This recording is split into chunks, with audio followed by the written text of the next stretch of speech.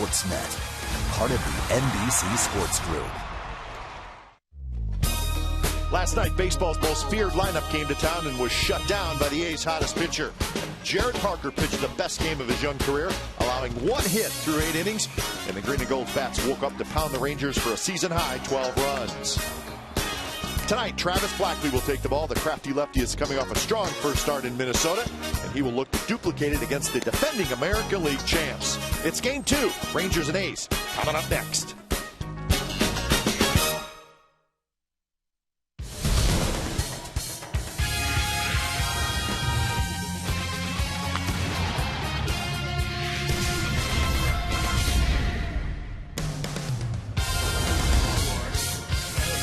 Fans having a good time. It's Tuesday Night Baseball from the O.co Coliseum. Finish up your food, come on inside, and see if the A's can make it 2 in a row over the first-place Texas Rangers. Travis Blackley, he's got the job tonight of trying to shut down this Rangers offense for the second night in a row. Let's see if he can do it. Game 2 of the 4-game series. It's the A's and the Rangers coming up on Comcast Sportsnet, California. Hi again, everybody. Welcome to Oakland A's Baseball, along with Ray Fosse. I'm Glenn Kuiper. Well, a lot of good storylines last night. Jared Parker almost pitches a no-hitter. But how about the A's offense? They busted out big time. And what they need to do now, Ray, is carry that over a little bit, get some consistency. We'll see if that continues tonight. Well, last night, Scott Feldman had a 1-2-3 first inning. Then all of a sudden, he started hanging some balls, and especially to Brandon Inge. But what a great job that Brandon Inge did. He has now hit 3 3-run home runs, 2 grand slams, and that was a 3-run home run in the 8-run second inning. Of course, he just kept going as Jamal Weeks drove in a couple of runs. But anytime you could score that many runs in a ball game, you figure the pitcher just wants to make sure he can do his job because the offense kept going. How about Keila Kahui? A 2-run shot, ball that Nelson Cruz lost. Well, it didn't matter as the ball went over the fence. And Jonas Cespedes, that was in the 8th inning against Craig Gentry, the outfielder. Yet he came through with a 2-run double. Good news for him. A sore left knee, but he's back in the lineup tonight, and I think that's great news for the Athletics. Travis Blackley, the left-hander, will make his second start with the A's. In Minnesota, he pitched really well. A little bit of a pitch count for him. He only went 5 innings, but he was good. Well, that's the main thing. How much longer can he go tonight? But no doubt he did a great job in the Twin Cities, pitching very well against the Twins on Memorial Day. And the one thing about him, he pitched out of the bullpen, but jumped into the rotation for the Athletics, and I think he enjoys it there. The A's knew that he could be a starting pitcher. He had done that in AAA for the Giants. He's now doing it for the Athletics in their rotation. And for the Rangers, it'll be Derek Holland. He's coming off an absolutely disastrous start where he gave up 8 runs in an inning and 2/3, so he will try to bounce back. So there's your pitching matchup, and the A's will try to make it 2 in a row over the Texas Rangers. Stick around. We'll have lineups and first pitch when we come back to the Coliseum.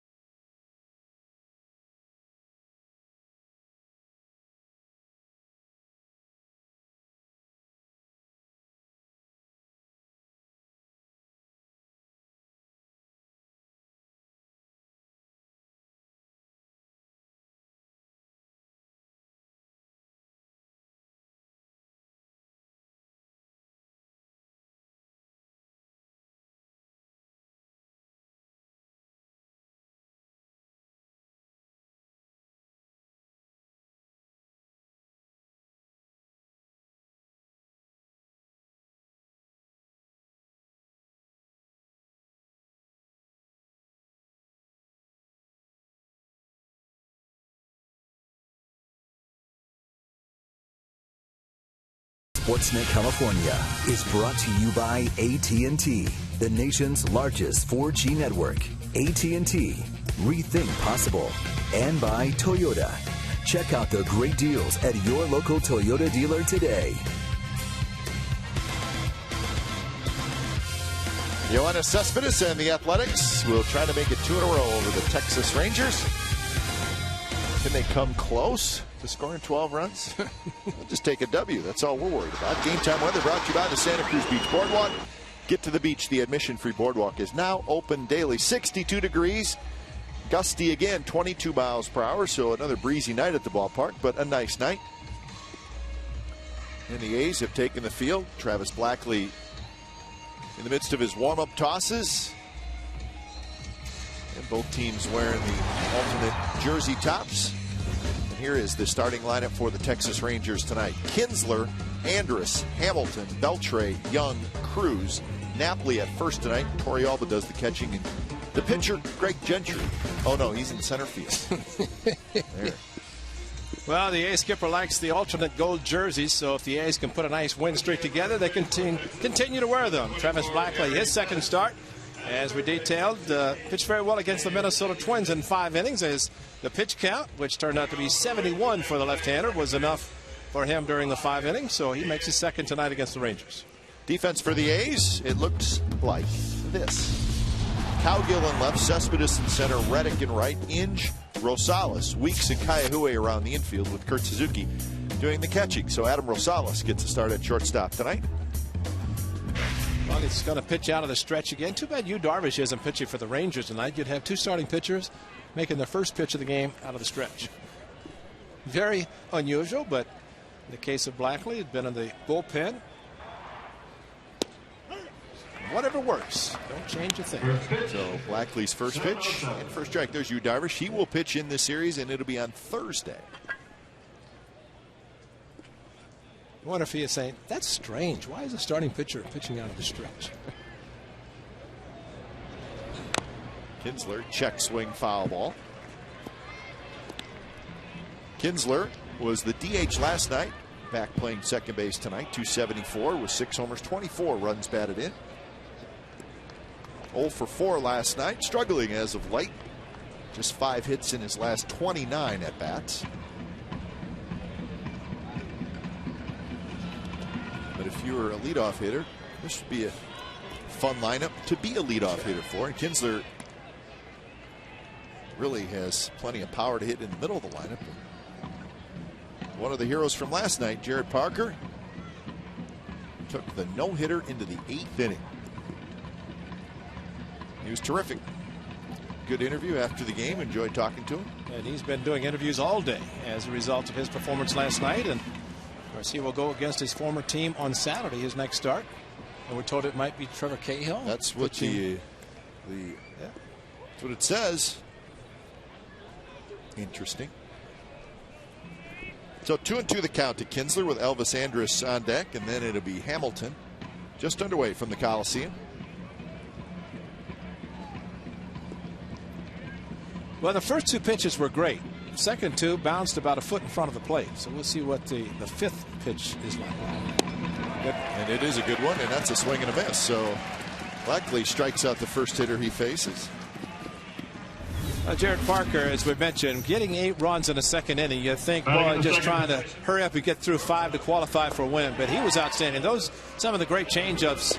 And the fastball, sneaky fastball, I think he had the Rangers kind of in between guessing what is he going to throw, because the changeup and the fastball came out of the same slot. You saw those changeups he threw to Josh Hamilton, the best hitter probably in all of baseball right now. And Jared Parker did a tremendous job throwing changeups and mixing the fastballs. And probably the best thing he said, he went with Kurt Suzuki, didn't have to think about anything except throwing what his catcher called. First pitch to Andrus is a strike. Part of the pregame press conference, Bob Melvin talking to the media. He made a very interesting comment. He said that if Parker would have had the no-hitter through 8 innings, he was not going to send him back out there. How about that? Did he say who was going to pitch with a 12-0 lead? So I thought that was very interesting. He said, you know, I just 12 pitches. Didn't feel comfortable doing it. He said, I was ready for the boos that I would have received. Now, it certainly didn't come to that, but he was honest.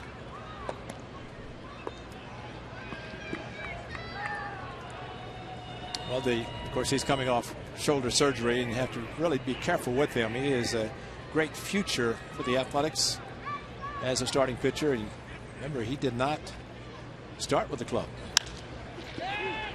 Shallow right field. Weeks is out, and he's going to track it down for out number 2. So Anders pops out. Josh Reddick, a little bit of a slow start, as we noted last night, with the sun field in right field, at least for the first inning or so. And Reddick might have gotten a little bit of a slow jump, but good play and good range by Jamal Weeks going into the outfield. Well, that's what he's looking into. And hate to be a cameraman, much less right fielder.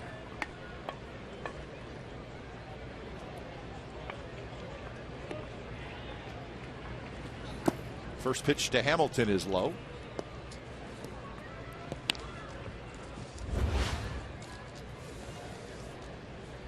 .21 homers, 57 RBIs for Hamilton.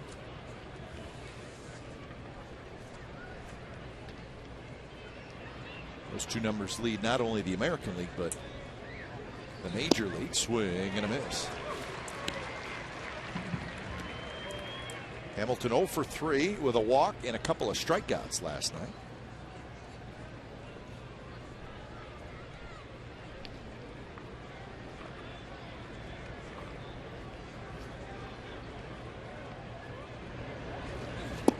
Good breaking ball. Big 12-6. Yep. Huh? Well, Hamilton bad on his shoulder and just trying to get a little timing, but curveball is coming at him, left leg, and he will swing at a lot of different pitches. Anything close, he's going to be swinging. I'd say last night, and a lot of it has to do with Jared Parker, but probably the most bad swings that we've seen Hamilton take in a game in a long time. Over 50% of his pitches are fastballs, but you can see also good slider and curveballs that he's throwing to the left-handed hitting Hamilton. Swing and a miss. He struck him out. So a couple of strikeouts in a 3-up, 3-down inning for Blackley. So we're headed to the bottom of the first. Rangers do not score.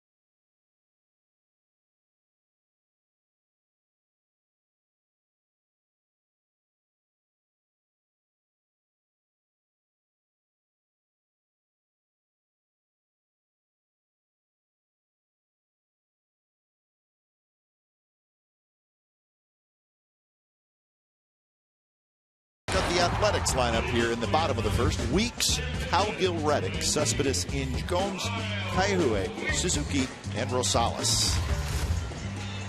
Derek Holland, that is, very good numbers against the Athletics, but not so great in his last start. Scott mentioned earlier 8 runs.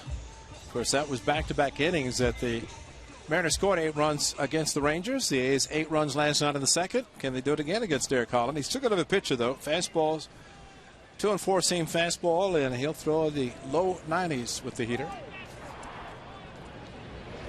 First pitch to Weeks is on the outside corner, first strike. Weeks, Cowgill, Reddick here in the first. 227 the average for Weeks. He was 1 for 5 last night. A couple of RBIs. Like those 2 RBIs last night. The first RBIs he has had in 25 games. This one down the right field line. It'll drop foul. So the A's last night, a season high 12 runs. They also had 15 hits. They had 3 doubles. They had a triple. They had a couple of home runs. So 6 extra base hits. Tough to find anything wrong with last night's game all around. And Scott Feldman was the man who took a beating last night, and the damage was done in that second inning. Talked to Scott downstairs. He was working out, and I said, you know, we showed those numbers. He said, yeah, I was in the clubhouse when I saw those numbers you guys put up there. And he said, I don't know what happens here. Sorry, Scott. And he says, I've gotten a chance to pitch in, not 5 starts because Flea's on the DL and starting to feel good, and come in here and ba-boom-ba, everything. I said, those hanging curveballs get hit quite a distance, and that's what happened. Brandon Inge hung one to him, and Inge, a 3-run home run.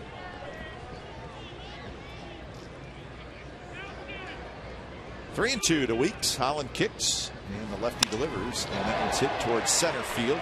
Now to right center. Gentry got a read and then went after it as he was playing toward right center. So that's out number 1. Let's check out the Rangers defense. Hamilton, Gentry, and Cruz in the outfield. Beltre, Andrus, Kinsler, Napoli on the infield, with Torrealba doing the catching. So Napoli slides over to first base after catching last night.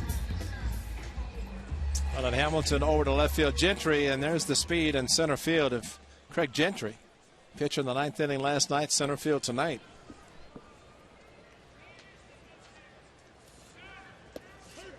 Breaking ball from Holland in first strike.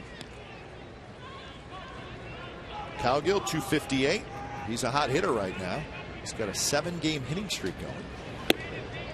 12 hits in 27 at-bats. Could be, Ray, that he's swinging the bat the best of all the A's. But it's why he's in the lineup, and says a lot about what he has been doing, how he's been playing. Nelson Cruz is under this one in right field. He's got it for out number 2. Coco Crisp sitting out another one tonight. Well, you think about the trade, Arizona Diamondbacks, last night's starting pitcher, and Cowgill, of course, and Ryan Cook in the bullpen is Jordan Alberto on the disabled list, standing next to Coco.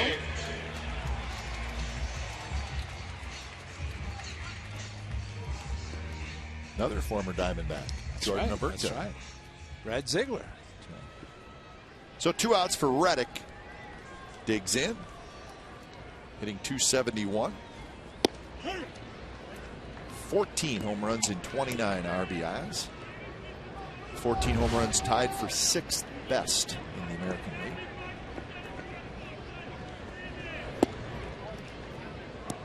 So Holland working quickly. Well, you give up 8 runs as quickly as he did, and there's no doubt you have that top of a start. Don't even get out of the 2nd inning. You can't wait for your next. And one of the problems of being a starter in a 5-man rotation, you have a bad outing, inning in 2/3, crazy 8s, 8 runs on 8 hits, a couple of walks, strikeouts. 51 pitches he threw. Good breaking ball there. So he gave up 8 in the 2nd. And the Mariners came back and scored 8 in the 3rd.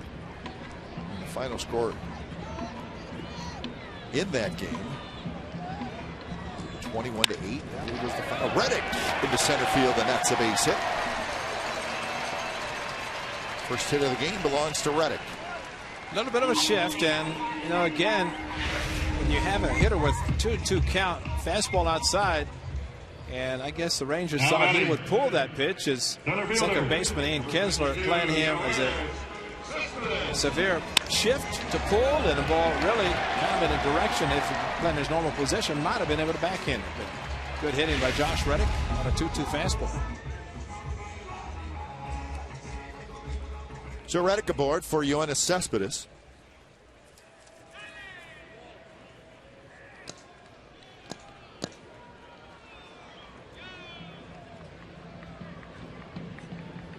So fifth start for Cespedes since coming off the disabled list Friday in Kansas City. Fouls that one straight back.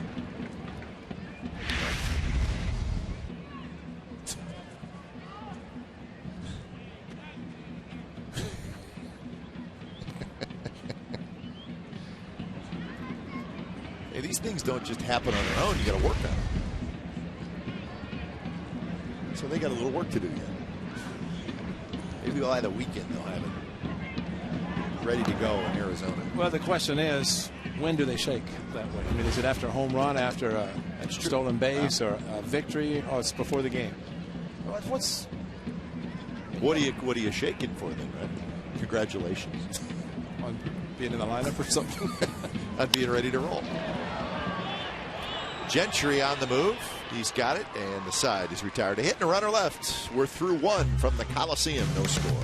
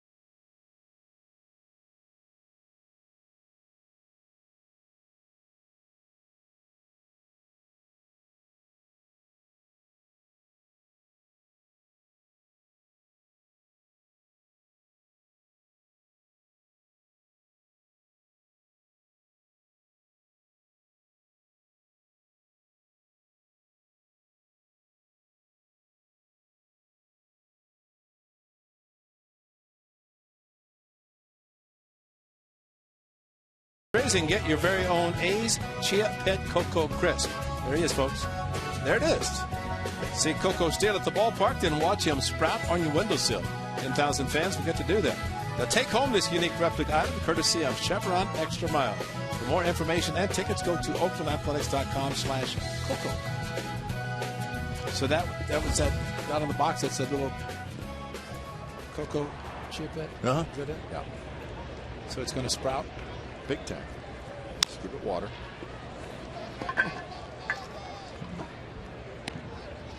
So Beltre leading it off. That'll be followed by Young and then Cruz in the second inning. Travis Blackley had a 3-up, 3-down first inning with a couple of strikeouts. He struck out Kinsler and Hamilton.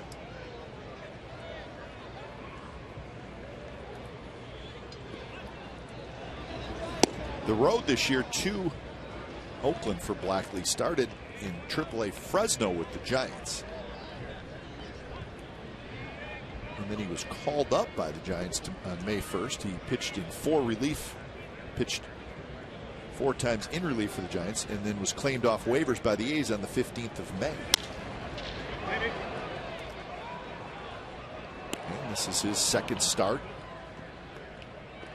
after making 3 relief appearances for the Athletics.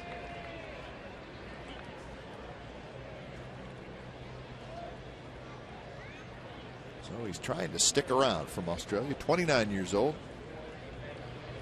He was originally a Seattle Mariner. So he's been around a long time. Signed by the Mariners in 2000.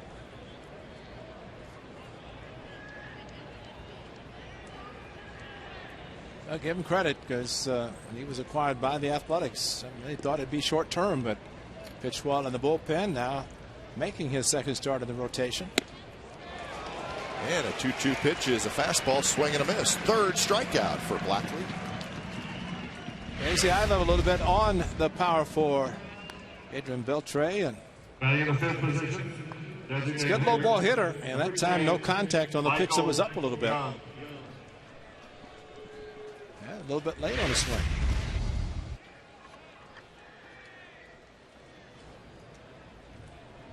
So here's Michael Young.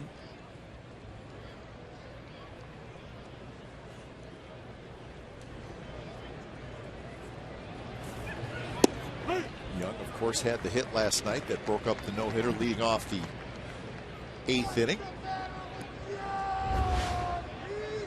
Texas had just 3 hits. One of them was the home run by Napoli, which broke up the shutout in the 9th inning.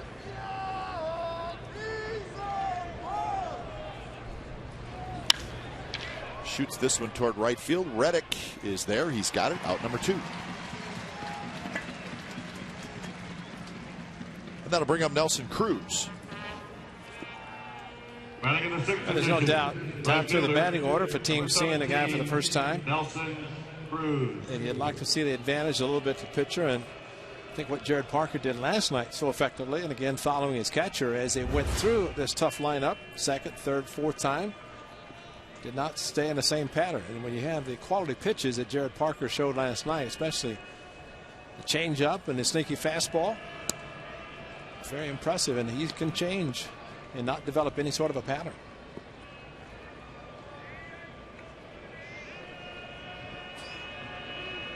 So 1-0 to Nelson Cruz. 8 home runs, 36 runs batted in. Swing to the right side and foul. I don't think we mentioned last night the home run that Cruz hit on Sunday in Anaheim. It was estimated at 484 feet. Still going, isn't it? Oh, man, oh, man. Saw the highlights of it. We've been to Anaheim a lot. We know where the ball landed in. Yeah, 480 sounds about right. 480.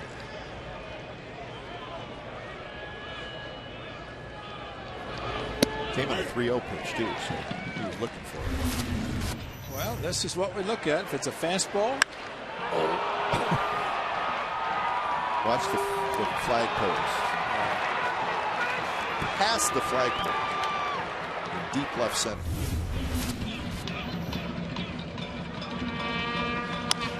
That one tapped slowly toward 3rd, and it just trickles foul.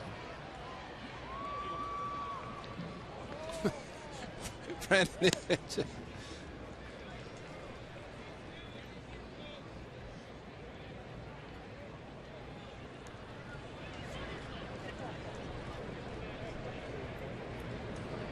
So Cruz heads back to the batter's box. Angels and the Mariners are underway. 1-0 Angels. Game in the 2nd inning. Bevan and Garrett Richards, the rookie, who's filling in for Weaver.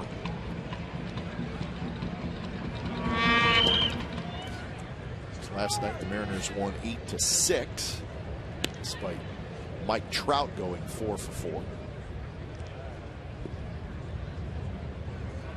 We'll keep a close eye on that game. If you were to watch Major League Baseball for the next 20 years, the name Mike Trout probably is going to be top of your list for a long time. He is that good. I said about the 25th round draft choice. He's fun to watch. Yes. Breaking ball, tapped foul again, so the count remains 2-2.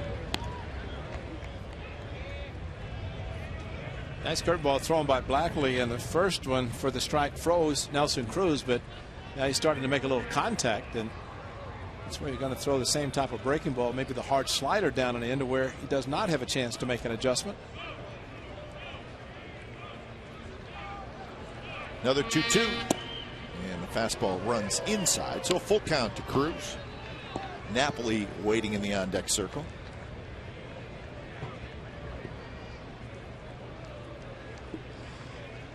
Outfield straightaway for Cruz. Got power to all fields. That one right up the middle. Weeks playing there. Juggles, picks it up and throws just in time to get Cruz side retired. 6 up, 6 down for Blackley, and we're headed to the bottom of the second. No score.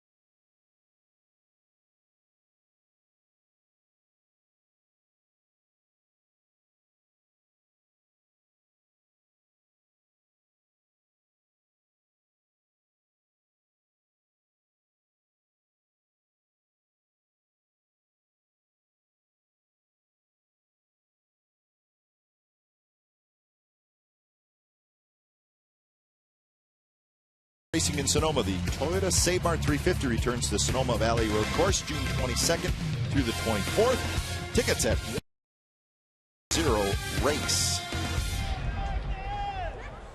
No score, bottom of the second inning. It's Derek Holland back to work. First pitch to Inge is a strike from Holland. Holland last year kind of came into his own. Finally got settled into the rotation. He went 16-5 last year. Gentry has it. So a young lefty that is up and down a little bit out of the bullpen some, but then last year 198 innings. So had the 4 shutouts. Put it all together. Well, maybe Kurt Suzuki will remember the home run he hit off him that helped him maybe hit his first of this season. Ron Washington, how about that? The career he has had as a member of the Rangers. I think the first month of his career as a manager, he was almost fired. Stayed with him, and well, he should be there a long time, and deservedly so. We got a 2-year contract extension past off season, so the contract now runs through 2014 for Ron Washington. Well deserved.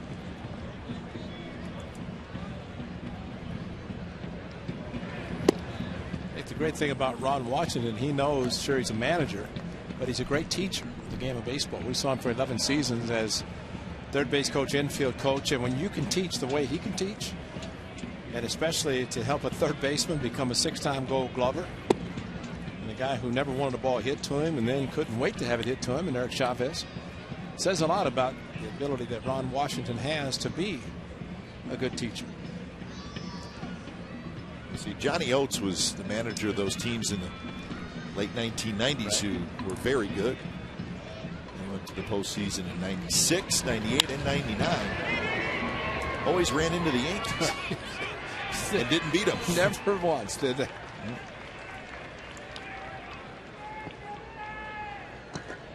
So 2 outs as Gomes flies out. So where Holland had 4 shutouts last year. One of them was against the Athletics, and it was the 7th of July. Down in Arlington. Yep. He was good. And just took him into the postseason. Pitched there. And no, he's pitched well against the Athletics in his young career. 3-1, very good ERA. Yeah, but a 1.90 ERA, so it says a lot about him. And he's right now saying, if I'm just 1 out away from getting through the 2nd inning, a horrible second in his start against the Seattle Mariners. So just try to get through it. Kaihui with the home run last night, his 4th of the year. He's got 4 home runs, 14 RBIs. Hitting .234.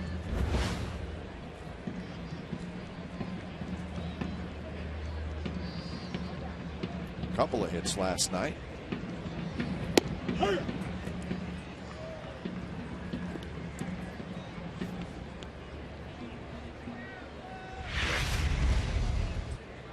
Fastball, inside corner, got it on the corner.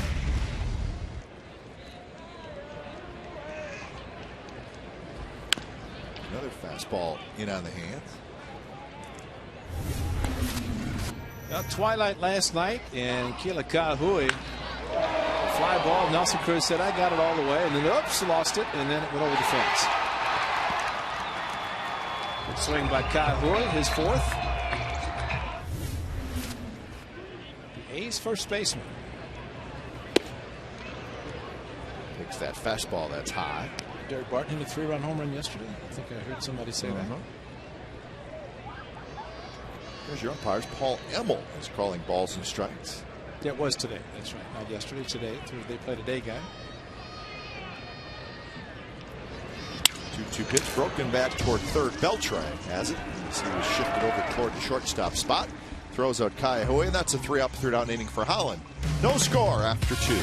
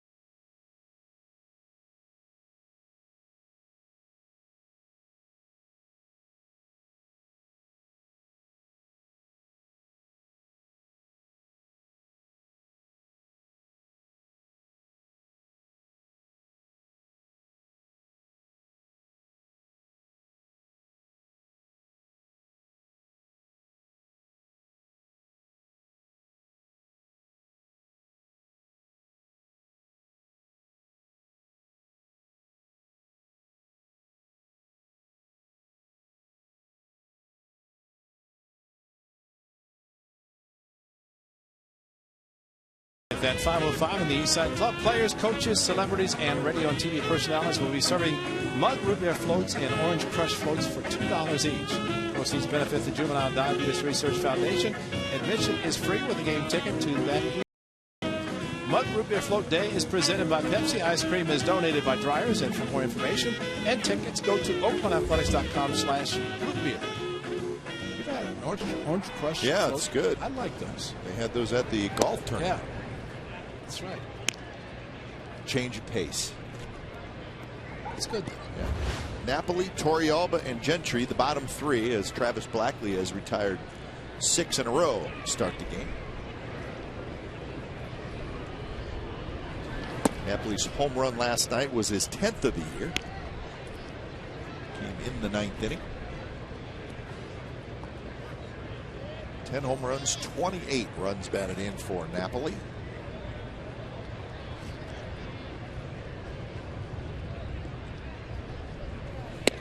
Napoli last year 30 home runs and 75 RBIs. So the great power numbers, but maybe the most surprising thing about Napoli's season last year was his batting average, 320. Well, look out here. It's going to be a fastball. A good fastball. I always like those 3-0 good fastballs, not necessarily four seam right down the middle, maybe a little movement, which he had as Toriaga, the other catcher who's catching tonight, waits on deck. So I say about Napoli, first base, DH, catch. Good guy to, good bat to keep in there. So he takes the leadoff walk. This was the hit that broke up the shutout last night. 3-2 fastball from Joe Miller. Fastball down the middle, and the opposite field power by Mike Napoli showed there. Trying to shut out the Rangers for the first time this season. That did not occur. So 55 games for Texas. They've yet to be shut out.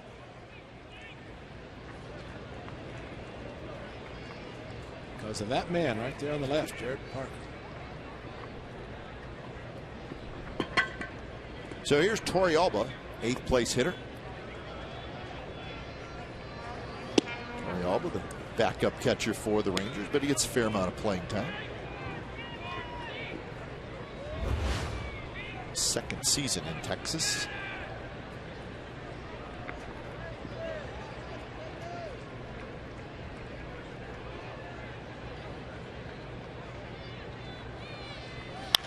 Bounces that one toward Inge. The ball comes up, ricochets to Rosales, who guns it to first, not in time. So it was a kind of that in-between hop, and it came up big time on Inge. Well, it was exactly that, and with Torrealba and the chance to turn a double play, instead it's first and second, nobody out. And right there is where it came up, and all he could do is bring the glove up, and Adam Rosales right there, but the ball was in the air too long, and Torrealba able to beat it out at first. They did take that next high hop, and bad hop base hit it's called. It's a pretty good call because it was a bad hop. So 2 on and nobody out for Gentry.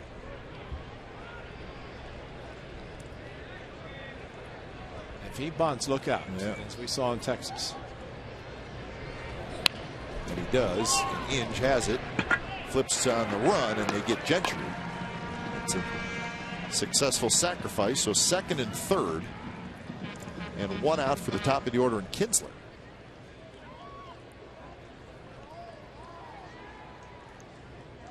Now batting, number 5, Ian Kinsler.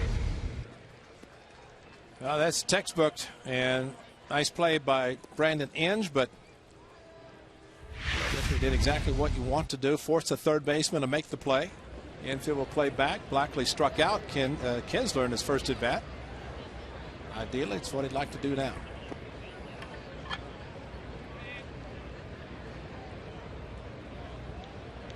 Kaihue is the only infielder playing in, and the first pitch is in the dirt.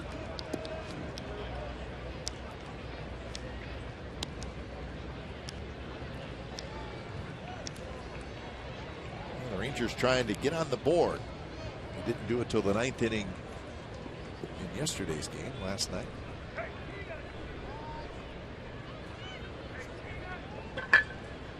Kinsler with 24 RBIs.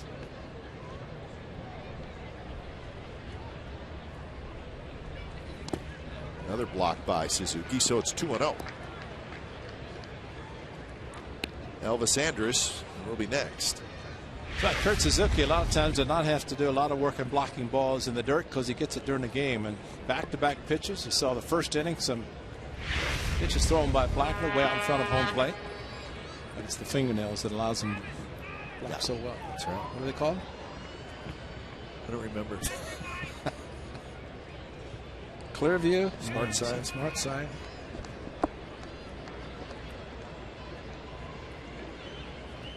Kinsler bounces it just foul. very close.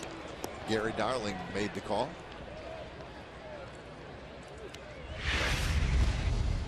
Well, they hooked it. No way that Brandon Andrews was going to get the ball. Gary Darling avoid being hit, and then that's the call. Took one off the mask last night. Bounced him back a few steps.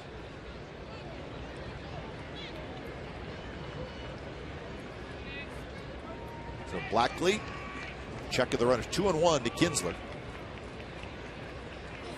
Swing and a miss, 2-2.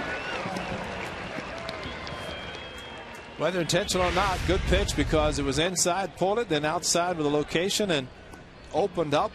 You can see the hips fly open, the pitch away from him.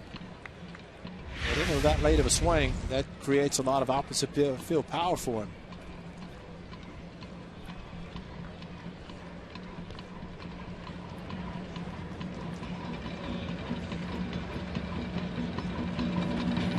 Breaking ball, and that was a good one. And Kinsler was able to just stay alive.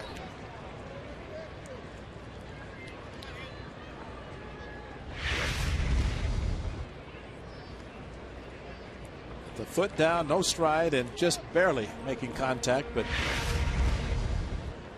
pitch stayed up a little bit from Blackley.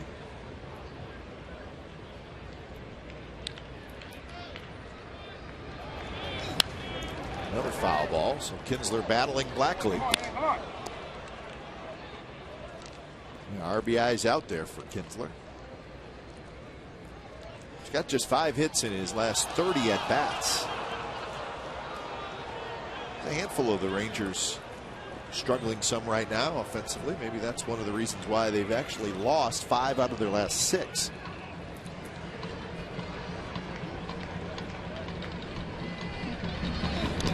In the dirt, and Suzuki blocks it again. The Rangers still have the best record in the American League at 32-23. Their 4.5-game lead over the Angels. Coach Suzuki using his right hand, the bare hand, got hit as the ball took the hop, and yeah, he got in the hand. That's trying to protect the throwing hand as it was down to his side, but the ball hit the dirt, bounced up, and took a different direction, but he sacrificed the hand, another bruise to block the ball.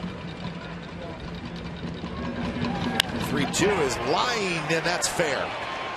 And that's going to bring home a pair of Rangers, and they're going to lead 2-0. So Kinsler kept it fair, and he picks up the 2-run double. Oh, that's too bad. A bad hop. Could have been a double play, and A's could have been back in the dugout instead. And Kinsler gets a changeup that was up and just barely got it on the foul line. Top hand, and that quickly down in the corner.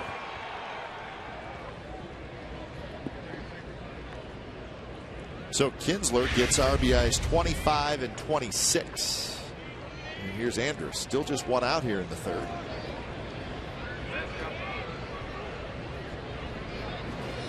Andrews takes a fastball first strike.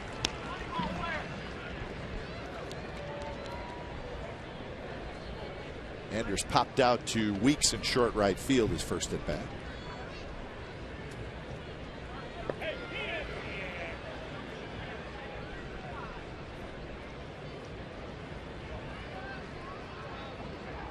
A double for Kinsler was his 20th of the year.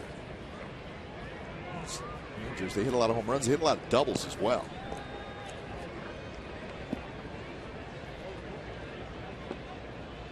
He ties Adrian Gonzalez from the Red Sox for the top spot in the American League in doubles.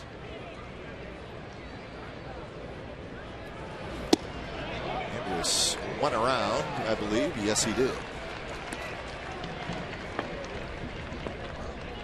So 0-2 to Elvis Andrews. It's been a good pitch, 3-2 to Kinsler, and just trying to get him to do what this guy did. Andrews took the bat a little bit too far through the zone. I think Kurt Suzuki really wanted him to try to bounce the ball 3-2. Not really upset if he had walked him below the bases with first base open, as was the case before he hit the double. Big sharp breaking ball, and Andrews strikes out. So that is the 4th strikeout for Travis Blackley. Here's our Farmers Insurance report card. Josh Hamilton versus fastballs in 2012. 364 average. High slugging percentage. And the lowest percentage of fastballs seen. Josh Hamilton probably shouldn't be surprised there. When he does see them, he hits them. But I think if you're a pitcher, and you can softball Josh Hamilton a little bit. Just don't make a mistake. There's the big breaking ball. It stays high. Hamilton struck out swinging in the first inning. So he has struck out 3 times in the first 2 games of this series.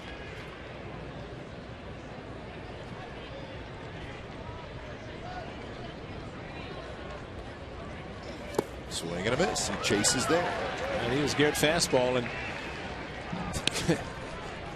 it's almost if you do throw him a fastball, anything close, you don't want to do it. And hard slider down in the dirt. Good luck by Kurt Suzuki again, but a pitch that Hamilton has seen something that looks like it's close to being straight. He's going to swing.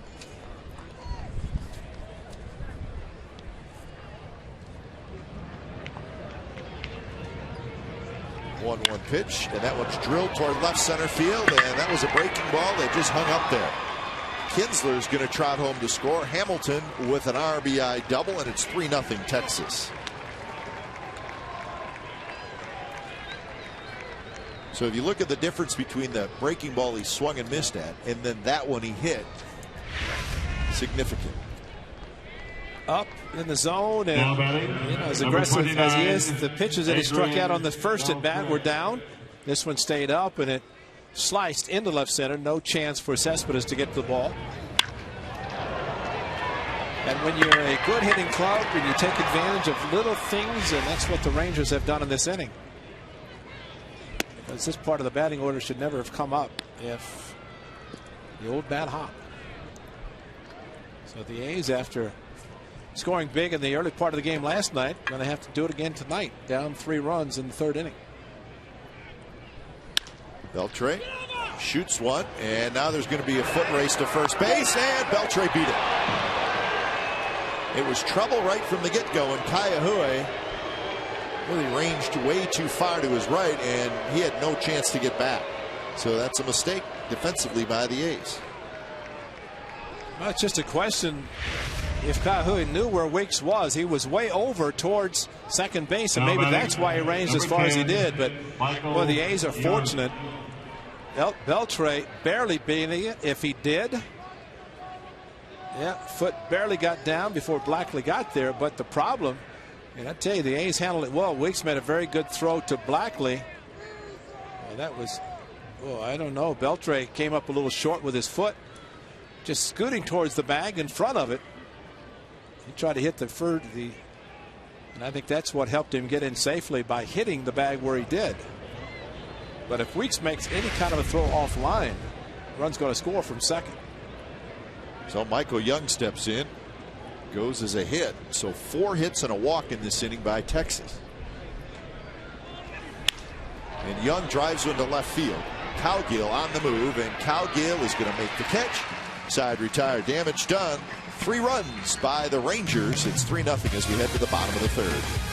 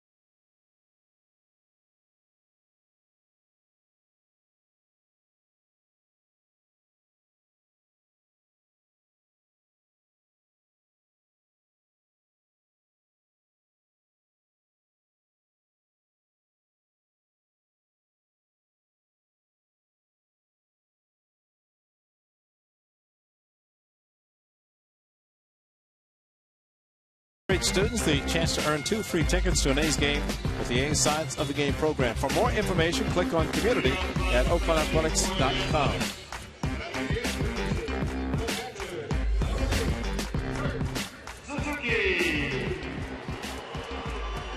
So Kurt Suzuki to lead it off. He'll be followed by Rosales and Weeks. The A's now trailing 3-0.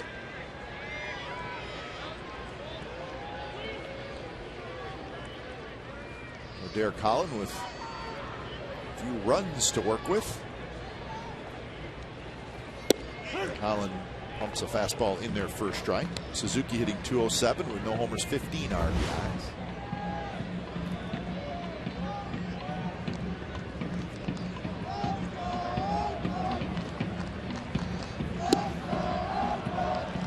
So the second day of the Major League Baseball draft was held today. It was rounds 2 through 15. So a busy day for all the teams, including the Athletics.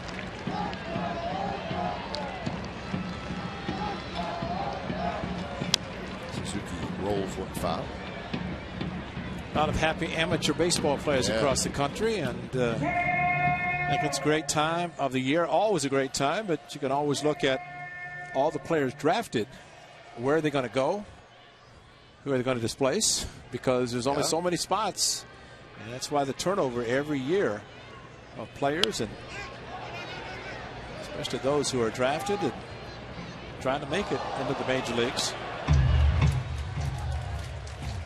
Talking to Josh Reddick about being drafted. He thought he's going to go in the top 10 and said, how did you deal with it? And he said, I was so frustrated. I just left the TV and the computer and went to work out.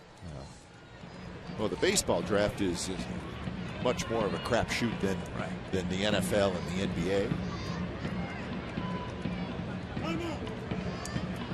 Josh said he was drafted 17th in a draft and follow. They followed. He ended up getting more money, and so figured he 17 with the Red Sox. He's now with the A's, so I'll take him considering what he's doing, the way he's playing. Suzuki rips one to left, and that's going to get down as it one hops the wall.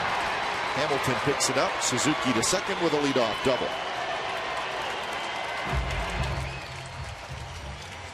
And here's our Ford right choice for today, and it's the A's top 10 picks so far in the draft. Of course, Addison Russell, the #1 pick. Locally, B.J. Boyd from Palo Alto High School was taken with pick number 139. That was in the 4th round, so some names, some you'll see in the big leagues, some you won't. We hope a lot of them. But, so that's the first 10 picks by the A's.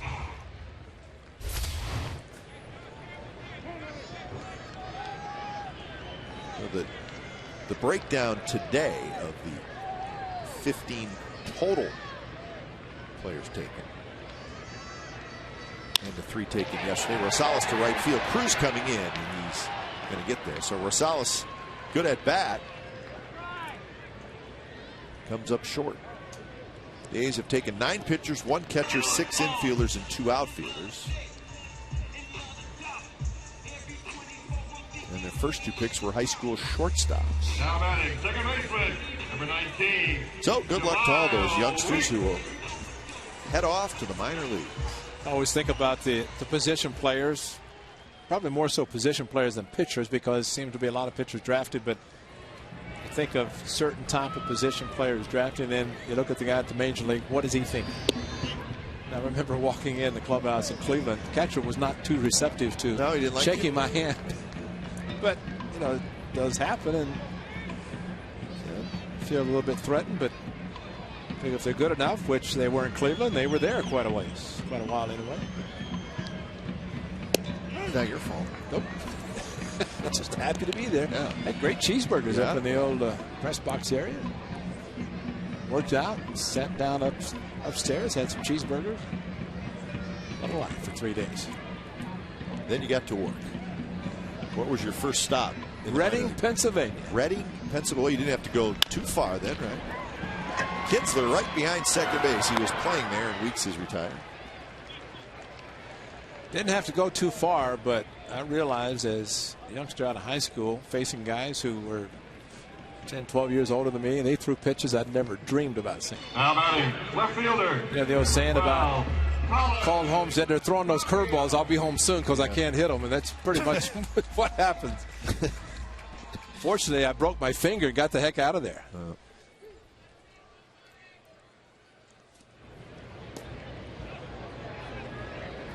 Well, that's part of the deal, too. If you sign out of high school, you're 18 years old. You sign out of college, you're 21. That 3 years is a huge difference. I was always told college player 2 to 4 years to get to the big leagues.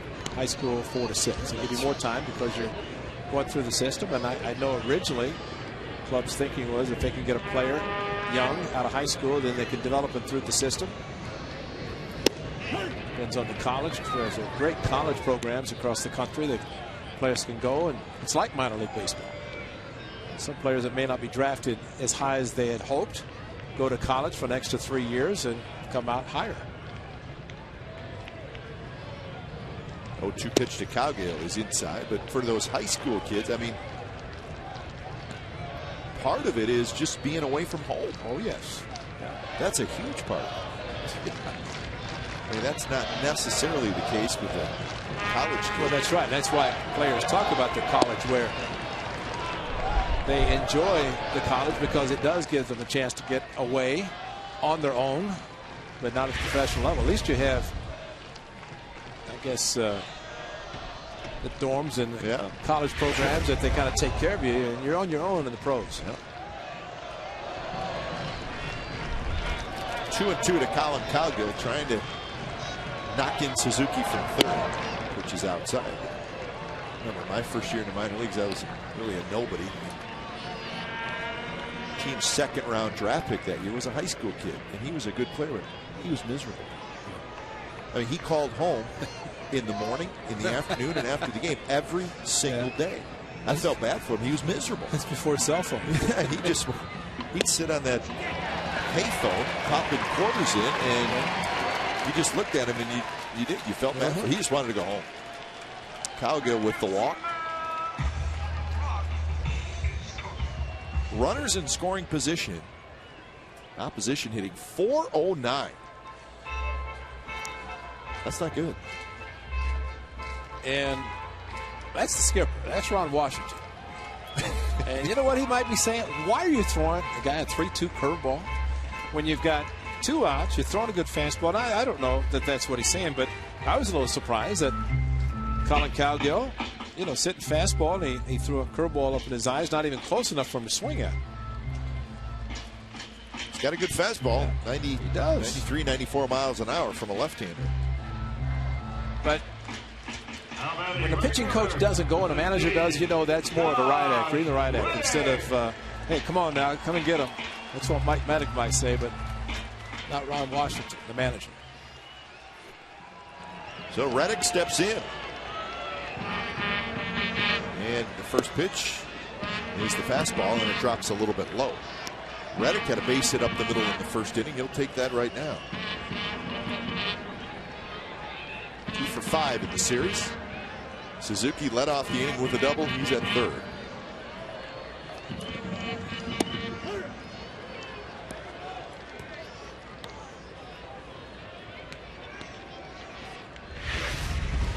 Tommy Cam on the inside corner. Right on the corner is Paul Emma.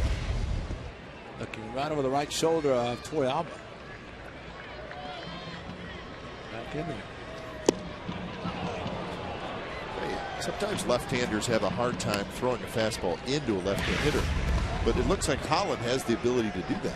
Well, he just overthrew this one. It's supposed to be inside, ended up down, and probably the good news for him, it was down. It's more or less in the middle of the plate.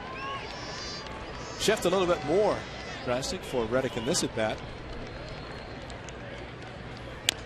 And that one's tapped back toward the mound. Holland goes to first, and Reddick is retired. A Strand 2. So we're through 3 from the Coliseum. Rangers 3, and the A's nothing.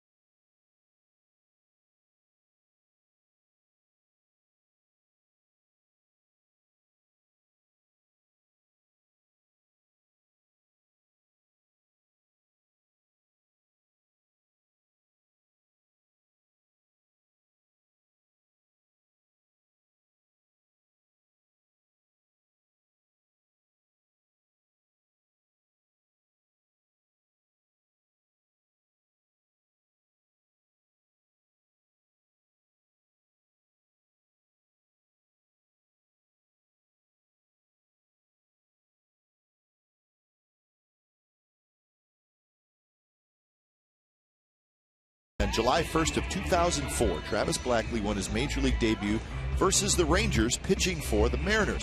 What former A's first-round pick was the starting pitcher and took the loss for Texas? 2004.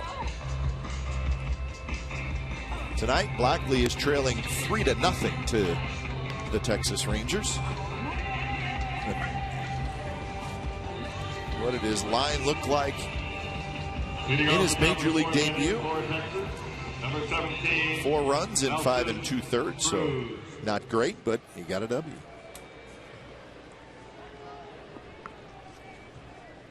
Can he duplicate that tonight?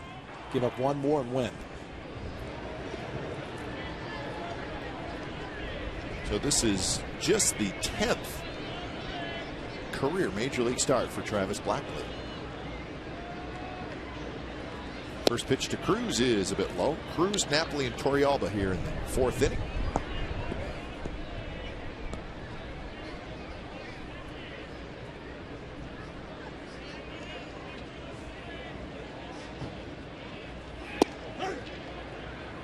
Cruz grounded out to Weeks to end the 2nd inning.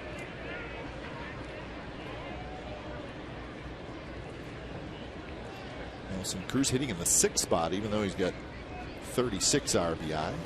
Swing and a miss, 1-2. Same as last at bat.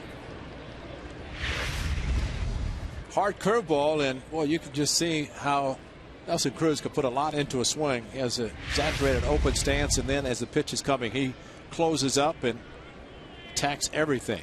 Settles down a little bit with a couple of strikes. Yeah, he does attack it. That's a good call. But it's all about timing for him also. And you see a guy with the kind of stance that he has, and you think, well, it can pound him inside, because by the time it closes up, but he can react quickly enough on a pitch inside where he can turn on it. The left foot almost hitting the outside foul line, or the batter's box, and then it'll close up very quickly as the ball's coming. That went inside. Cruz with 29 home runs last year. It's really his 4th season as an everyday player for Texas.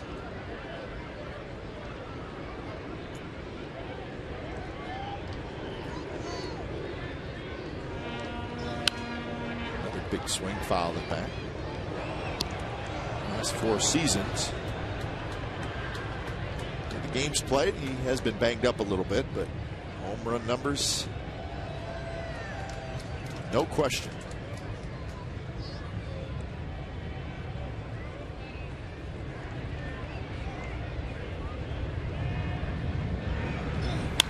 And that one's lined to right center field, and that's a base hit. Reddick cuts it off. Cruz is going to try for 2 as Reddick slips, and Cruz will make it, and that's a leadoff double.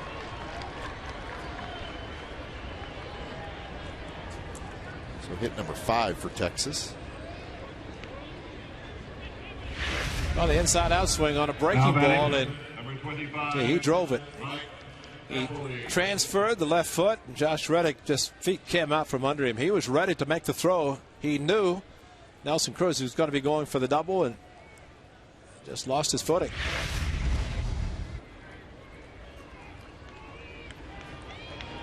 So Napoli steps in. A lot of talk when you talk about the Rangers is, of course, Josh Hamilton being a free agent, and will they be able to sign him? Mike Napoli is also a free agent. So those are a couple of big power hitters that the Rangers will have to decide if they're going to ante up and pay. But that gets you to Nelson Cruz, who is a free agent after next year. Yeah. So there are some decisions to be made for the Rangers in the next couple of years when it comes to doling out big contracts. Okay, oh, step off, step off. He does step off, and he throws to Inge, and Cruz is out. And now they're going to, umpires are on the ball. It's like the second base umpire, Jerry Meals, came in. But he was getting such a big jump off second base. And of course he had to step off. Did he step off?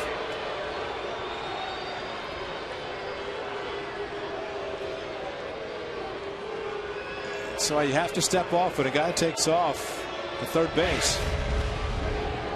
Because Nelson Cruz, watching the lower part of your screen take off. Looked like he stepped off. That's what he's saying, that his left foot, he backed off. I bet they're saying that it was the same motion, like it was going to throw to the plate. Third base umpire Gary Darling didn't see it. So it can't be any type of motion like you're winding up and throwing home. It has to be a clear step off and then make your throw to third base. A little bit outside. So Cruz is now at third.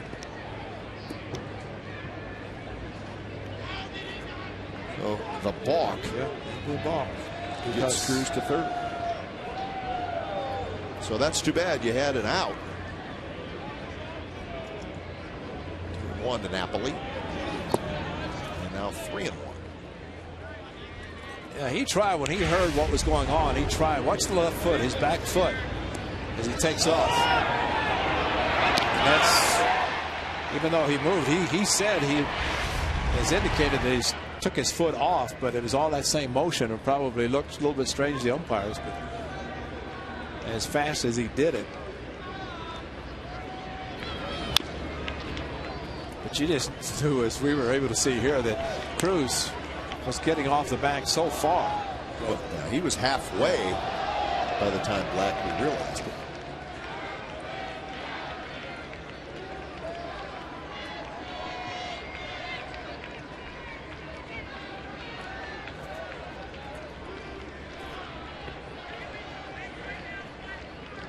Pitch number 67 coming up for Blackley.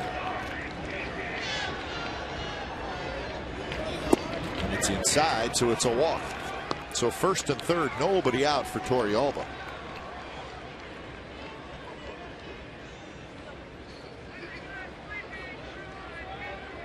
Second walk for Blackley. The first one was leading off the third inning, and that was Napoli as well, and Napoli scored. So we're going to get some action in the bullpen. I think Sean Doolittle's a little nervous. I think it's going to be our man, Sean Doolittle.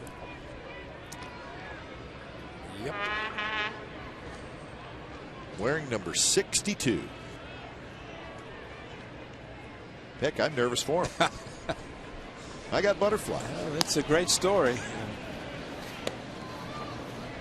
As Bob Melvin said, you don't see too many position players change that quickly, become pitchers and get to the big leagues, and that's what he was. We saw him in spring training as a first baseman, talented.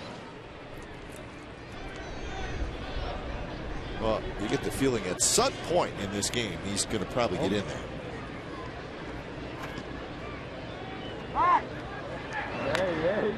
So Torrealba hits with first and third, nobody out. Torrealba hit that ground ball that took a bad hop on Brandon Inge and went as a base hit. And that was a big play in that inning. Could have been a double play. Took a bad hop. Not close. 1-0.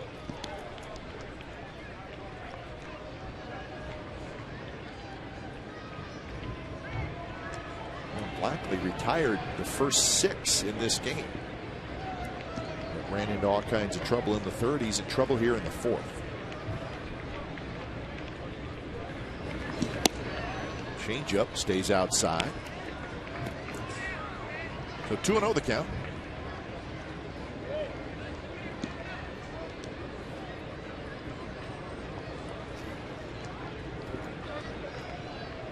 That's Greg Gentry waiting in the on-deck circle. Not close. 3-0. How soon do you think Doolittle will be in the game? Maybe sooner than even we think. Angels leading the Mariners 4-1 in the top of the 5th inning. That one's driven to right center. Cespedes on the move. He's going to get there, and he makes the catch. Both runners are going to tag, and both runners are going to be safe. So it's a sacrifice fly for Torrealba, and he did it on a 3-0 pitch. Yep. And good base running by Napoli as Cruz comes in to score. Yeah, strong throw from Cespedes into second base, a little bit offline.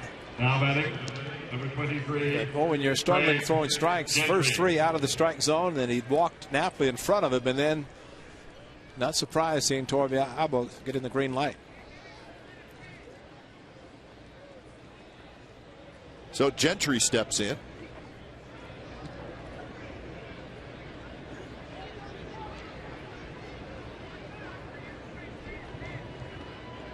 Gentry had a sacrifice bunt in the 3rd inning. He goes after the first pitch and fouls it back. So it all started with the Cruz double.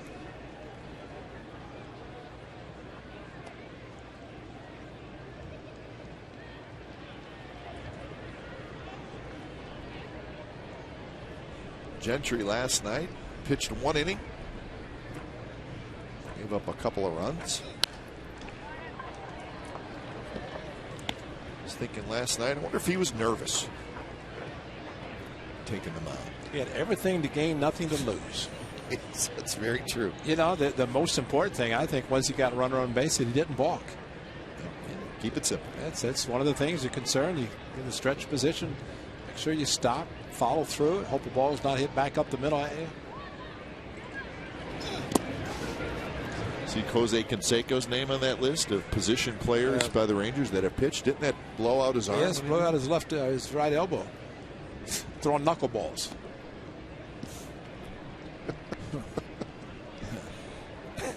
The old knuckleball.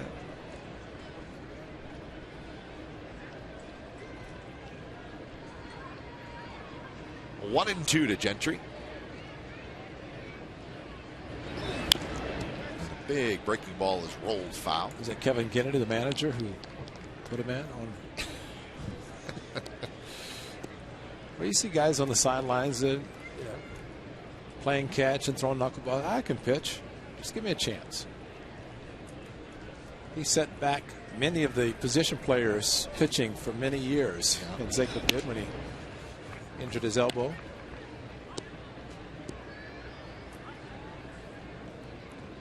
Well, we think that if the A's needed 3 outs from a position player, I'm going to go with Cliff Pennington. Cliff Pennington, exactly.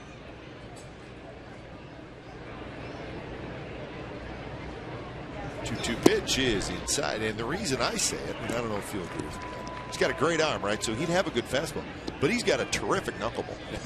And he plays catch with guys before the game. That's what I mean. And he throws a knuckleball, and guys are like battling just to catch it.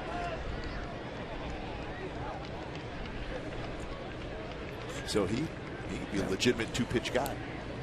Fastball, knuckleball. Fastball, knuckleball. Doolittle's ready. He's ready. He's standing down in the bullpen. It's Rick Rodriguez. Rick Rod telling him who's the on-deck circle. Ian Kinsler. If that's the case. 3-2 pitch, and Gentry helps Blackley out. Swings and misses. 3-2 slider. Yeah, that's why Kinsler got the changeup back in the 3-run last inning with the double. This pitch down and in is a better percentage pitch. You're going to get a swing and miss.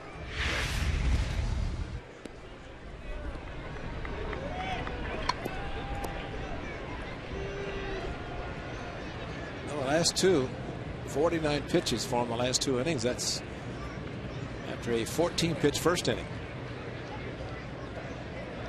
3 strikeouts, first 6 batters. Fastball to Kinsler just misses.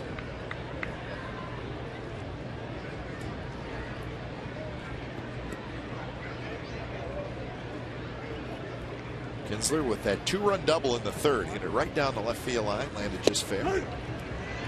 Struck out in the 1st.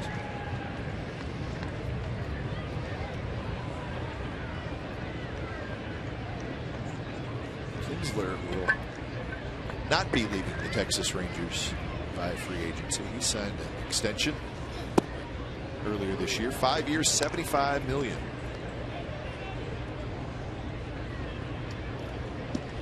And that contract runs through 2017. There's a club option for 2018. He signed that on the 11th of April. So Kinsler wanted to stay. Very fine player. Sounds like all parties are happy with that deal. You think about the Rangers and the type of lineup they have. I'm sure it's going to be tough to sign everybody to long-term contracts, but Adrian Beltre went there for a pretty good reason. Look at the lineup around him. Sure. You surround yourself with a lot of good hitters. Makes it easier where you get pitches to hit. Beltre is a good player, but it's tough to pitch around him knowing who you might get later. Towards center field, Cespedes gets back, squares up, and he's got it. Side retired.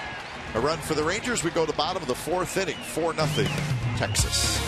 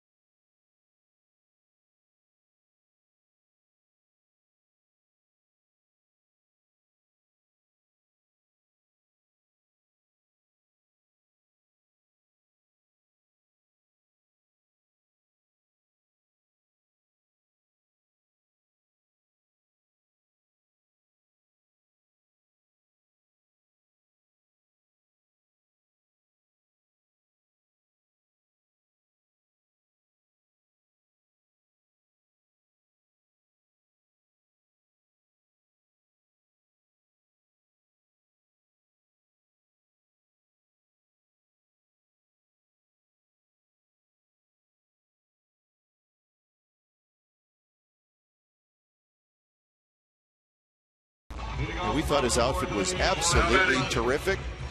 So the question is from Stephanie, who lives in San Lorenzo. She says the A's white suit gentleman, his name is James Gluth, and he is from Fremont. And we said, hey, we want to find out who this guy is. We want to tell him what a great A's fan he is. And he was having fun, and he's back again tonight. James Gluth. James, you're doing good. And he stood up just for us. Yes, he did. That's right. So his phone's going to ring here in a moment. He's got different friends tonight.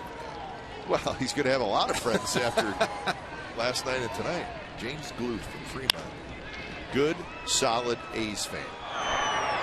Low throw, and it's dug out by Napoli at first. That's a nice play on both ends by Andrus and Napoli. Cespedes is retired.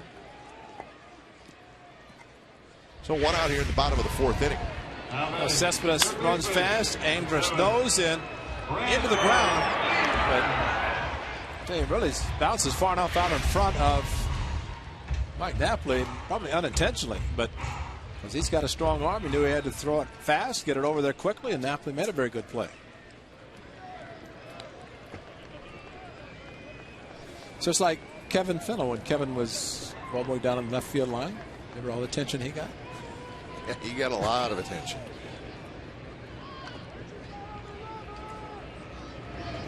It's the only ball boy I ever saw go down there and carried a bag of baseballs with him just to give to fans. Worked out well for him.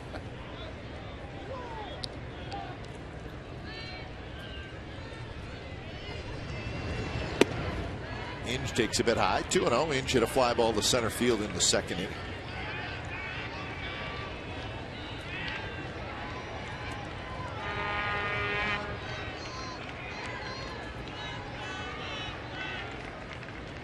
He's just a couple of hits, making 3 hits now off Holland. Racing over his Gentry to cut it off. And he holds Brandon Inge to a single.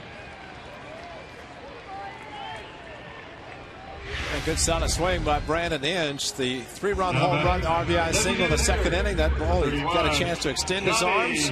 And a nice, easy swing, and the ball jumped off his bat. And running smartly, not really trying to think about a double, knowing that the groin injury kept him out a couple of weeks.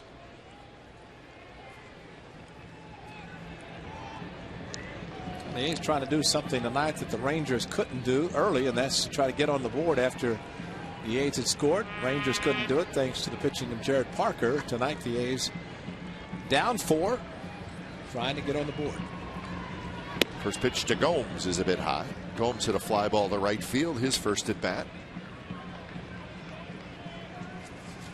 Not a lot of playing time for Johnny Gomes as of late. He did not play in that series in Kansas City.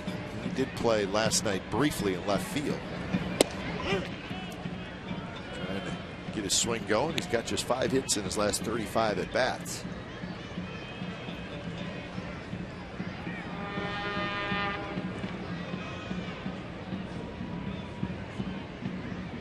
Gomes hitting in the 6th spot. Kaihue waits in the on deck circle. And that fastball inside.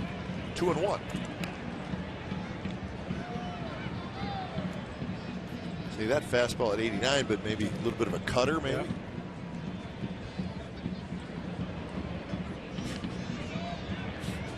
Johnny Gnomes. That's right. That's a good one. Right there with a changeup, catches the outside corner. Pretty good pitch by Holland. Gomes didn't agree with it. You can just watch Johnny as he thought the pitch was down a little bit too much, and it's kind of slumped his shoulders. Very rarely says anything to the home plate umpire. He knows that there are times that he doesn't think pitches are strikes, but he doesn't show up the umpire. 2-2. Gomes drives one left field, but Hamilton makes the catch. So Gomes hit it on line, but right into the glove of Hamilton. So 2 outs here in the bottom of the 4th inning. Now batting, first baseman, number 25, Keeler Kaihue. So Kaihue will hit.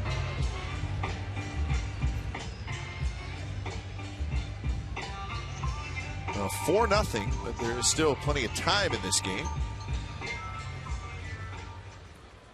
He's just have to chip away.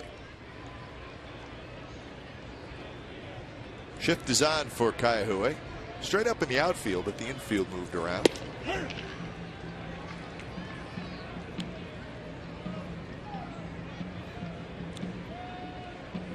Kaihue grounded into that shift. He grounded to Beltre in the 2nd inning, and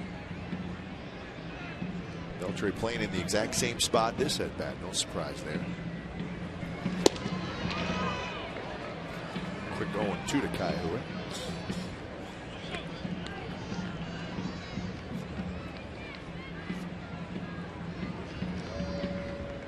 Trying to avoid what happened over the weekend, and boy, you hate to think about it, to score as many runs the A's did on Saturday and what happened Sunday, and of course last night scoring 12.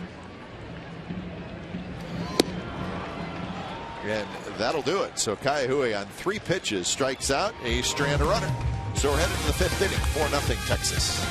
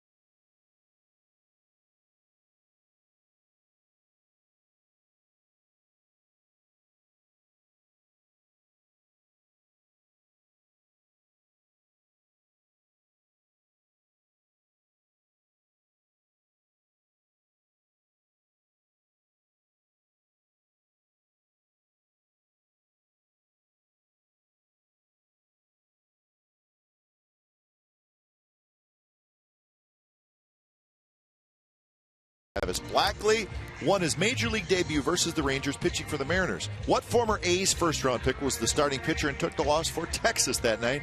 John Wasden, who was drafted 25th in the first round. And he was drafted in 1993 by the A's. John Wasden, right-handed pitcher. Saw John Wasden in spring training. Did you? A's, yeah. So it's a minor league complex, actually watching Cespedes, and he was there. And Blackley grabs it, and Elvis Andrus is retired.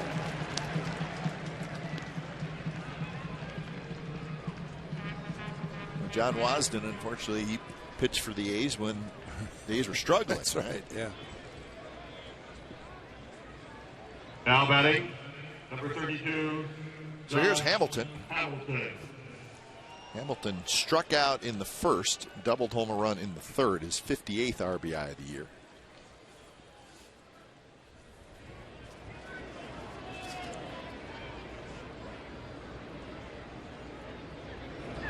Big breaking ball rolled toward Weeks.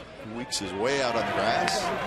That will do it for Hamilton. 2 outs. Well, if you've thrown 80-plus pitches and you're facing the Rangers in the 5th inning, 2 pitches, 2 outs. So that. Thank you. Let's see what happens with Beltre in this at bat. Typically, after that happens, the third hitter will take a pitch.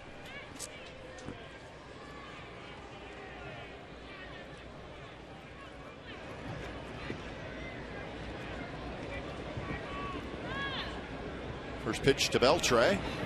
He does, and it's a strike. Beltre, a strikeout and a single. The hitters never like to allow a pitcher to make 3 pitches and get 3 outs. Last night, Parker, after giving up the hit in the 8th inning, threw 3 more, 4 pitches total in the 8th inning, and got out of it.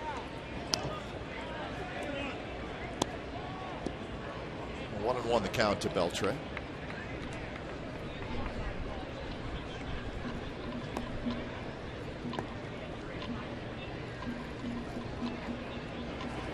We noticed it last night, and it does look a little different. Beltre has that helmet pulled way down. It's a little bit like Juan Uribe. He's pulling that thing way down where you wonder if he can even see. I'm sure he can, but it's.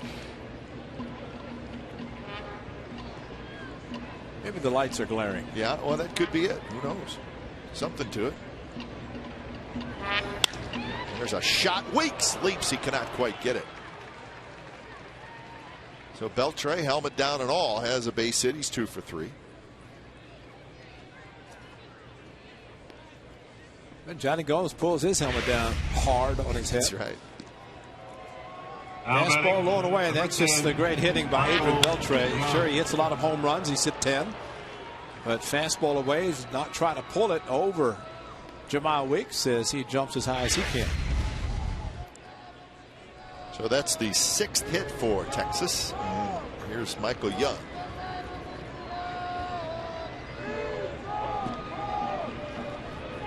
First pitch to Young is outside. Young, a fly ball to right and a fly ball to left. Well, it's all right-handers after Michael Young. Actually, most right-handers in this lineup, all except Hamilton. So with Doolittle throwing in the bullpen, not a matter of who's coming up. It's just a matter of number of pitches that Blackley has thrown. 90 to when Doolittle will be coming in as he's throwing again in the bullpen.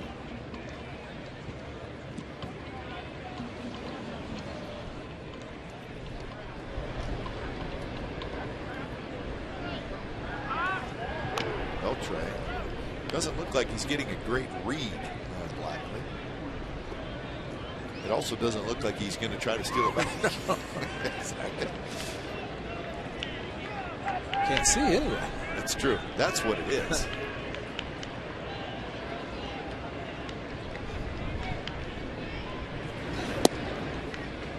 Well, the way he hits the A's, he seems to be seeing it okay. Oh, yeah. If he's not going to be running, he's dancing off first base. Blackman should concentrate on Michael Young because all of a sudden it's 2-0.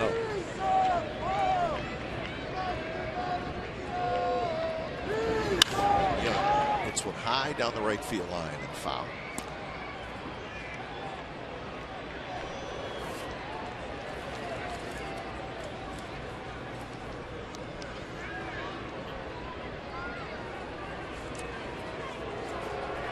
Blackley threw 72 pitches in that start in Minnesota.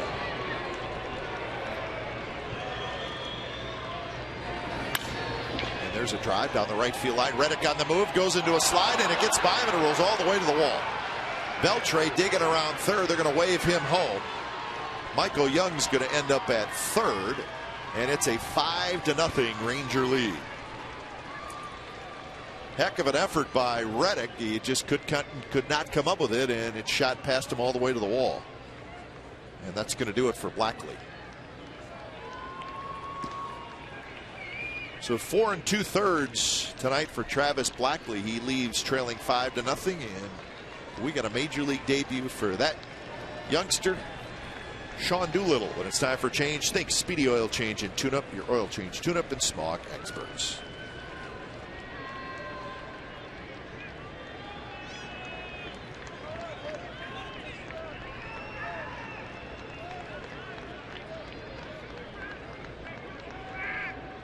Your attention, please.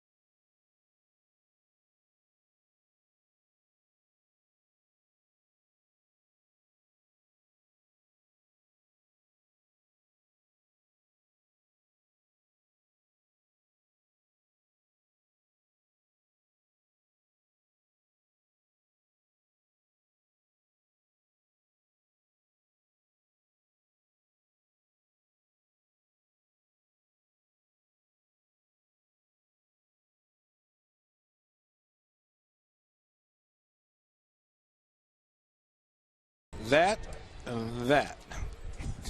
For a first baseman, it's not too bad. Exactly. He just started pitching the end of last year, went to instructional league, and that's when he pitched competitively, I guess you could say, for the first time. Went to spring training, went to the minor leagues, put up cartoon numbers, and now he's in the big leagues. So we're excited to see him. We've read a lot about the young man. Sean Doolittle, he's 6'3", 210 pounds. First pitch in the big leagues, 94 miles per hour. Just a little bit off the plate. There are the numbers for Travis Blackley.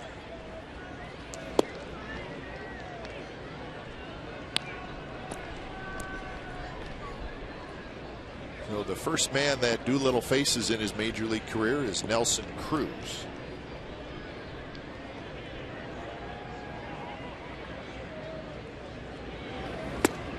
Now, Doolittle was a very good pitcher in college. He was a really great pitcher hitter, high draft pick for the Athletics.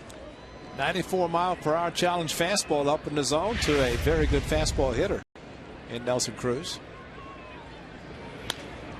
Cruz fouled it straight back, 95 miles an hour. A little bit more on Doolittle, born in Rapid City, South Dakota, 41st player taken in the 2007 draft from Virginia. Swing and a miss, 96 miles an hour, and it came out nice and easy.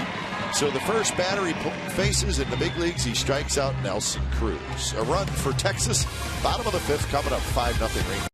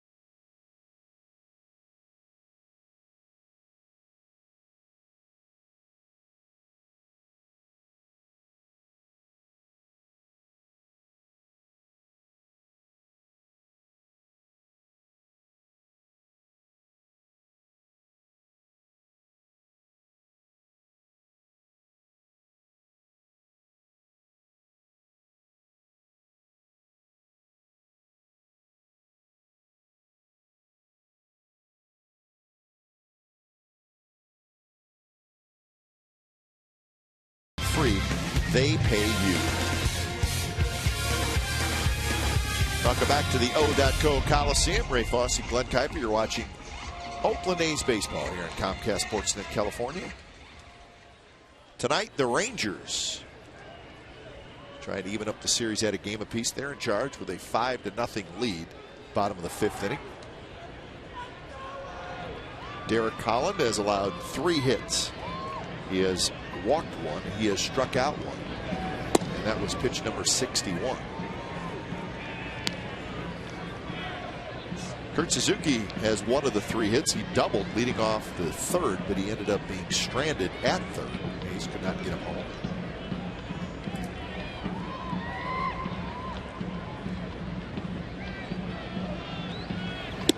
Angels are widening their lead down in Anaheim. Angels 6, Mariners 1. Bottom of the 6th inning. Trumbo has homered twice in that game, 11 and 12 for him. And Torrey Hunter has homered his 6th.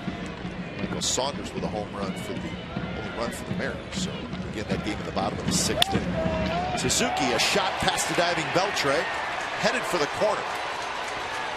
So Kurt Suzuki has a couple of doubles tonight. That's a welcome sign for the A's, seeing Kurt swinging the bat. Well, when you're seeing a fastball, you got a 5-run lead, and Holland just challenged him, and Kurt Suzuki said, all right, and Gold Glover at third base almost got it under the glove of the diving Adrian Beltre. But the thing about Kurt Suzuki, it looks like his left hand is much better than it has been. Some aggressive swings on top of the ball, and into the hard pass to Beltre at 3rd.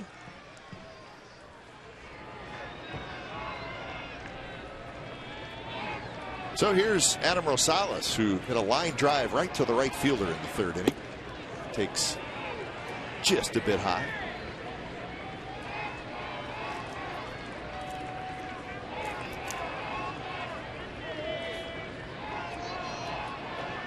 A quick chat between Torrealba and Derek Holland.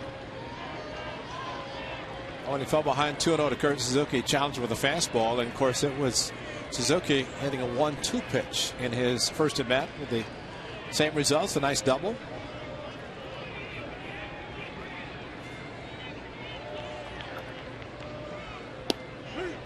Rosales playing shortstop tonight. He said that's where he was playing most of the time in Sacramento.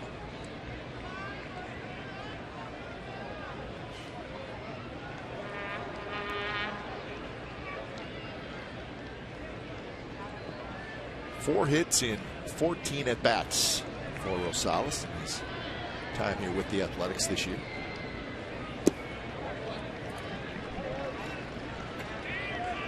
I think the great thing for the A's, and although shutout right now, just 4 hits in the first 4+ innings, but you score 8 runs in an inning, you start believing in yourself. Maybe it can happen facing anybody. This guy tonight, although Feldman not so great at numbers against the Athletics here at the Coliseum, Holland better numbers than what Feldman had last night.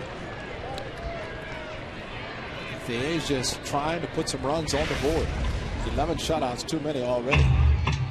Fastball just on the inside corner. So 2-2 the count, with the top of the order, Jemile Weeks waiting in the on-deck circle.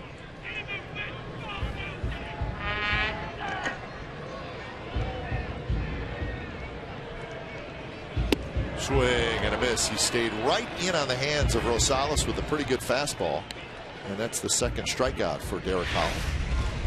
92 miles per hour, and it seemed like about 102 as Adam tried to bring the hands in. And that's when you know you're in trouble. Second baseman, number 19. It's like kind of a 4-seam, not much cut on the fastball inside, but great location.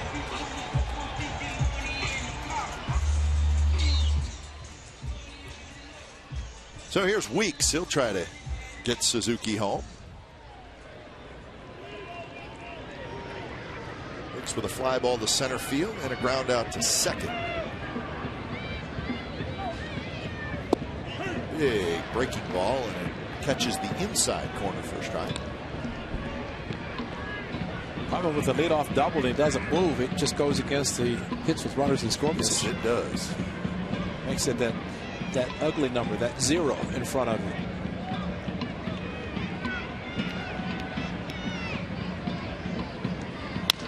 That one chopped over the mound. Kinsler has it, flips quickly to first, and the throw is wide, but they say Napoli kept his foot on the bag. Scott Berry, the first base umpire, is going to get an argument from Todd Waller, a little bit from Jamal Weeks, and now the manager, Bob Melvin. Somehow, they say Napoli kept his foot on the bag. And that's a huge play. Oh, very big. Well, we'll get a chance to see as Kinsler, a little quick throw because of the speed of Weeks. And Napoli going after it. Oh, it's, I don't know. That is questionable. You'll see it here. This will be your best shot. Watch the right foot. Does it come off? Does it stay on? If he kept it on, it was barely. Ball and glove. Oh, that's close. Yeah. Wow. It's close enough to surprise that he was called out. That's the amazing thing. Well, just because the Napoli's body went so far off the bag. But it is the second out. Suzuki now at third, so it's up to Cowgill. A carbon copy of the third inning. Leadoff double. Adam Gonzalez tried advancing. That was a line drive to right field. This time he strikes out. Then a 4-3 put out on Jamayo. Or maybe.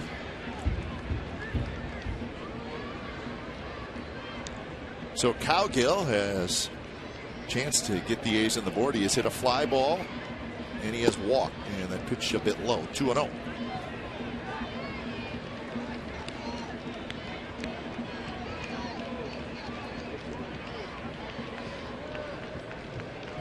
.72 pitches now for Holland.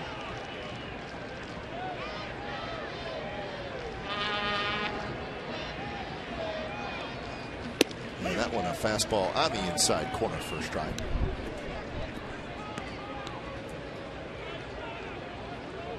As we talked about that start by Holland where he gave up all the runs, his ERA went up over a run in that one start. That's what happens when you give up 8 earned runs in an inning and 2/3. He went in with a 4.05. He came out with a 5.11. He's trying to whittle it down tonight. And you could say he's had a lot of rest and a lot of frustrating nights from his last start to tonight.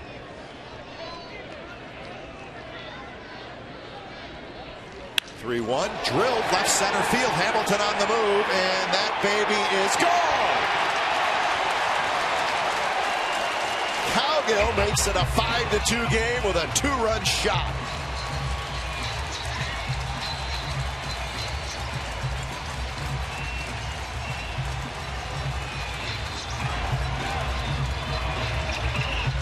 Colin Cowgill continues to get playing time, and that's the reason.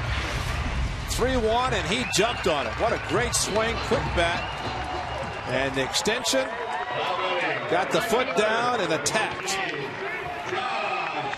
Well, that's a classic swing, and that's getting a hit with the runner in scoring position. His first, and a big one. So the A's on the board, and that's the most important thing. It is not Cowgill's first career home run. It's his second. He hit one last year for the Diamondbacks.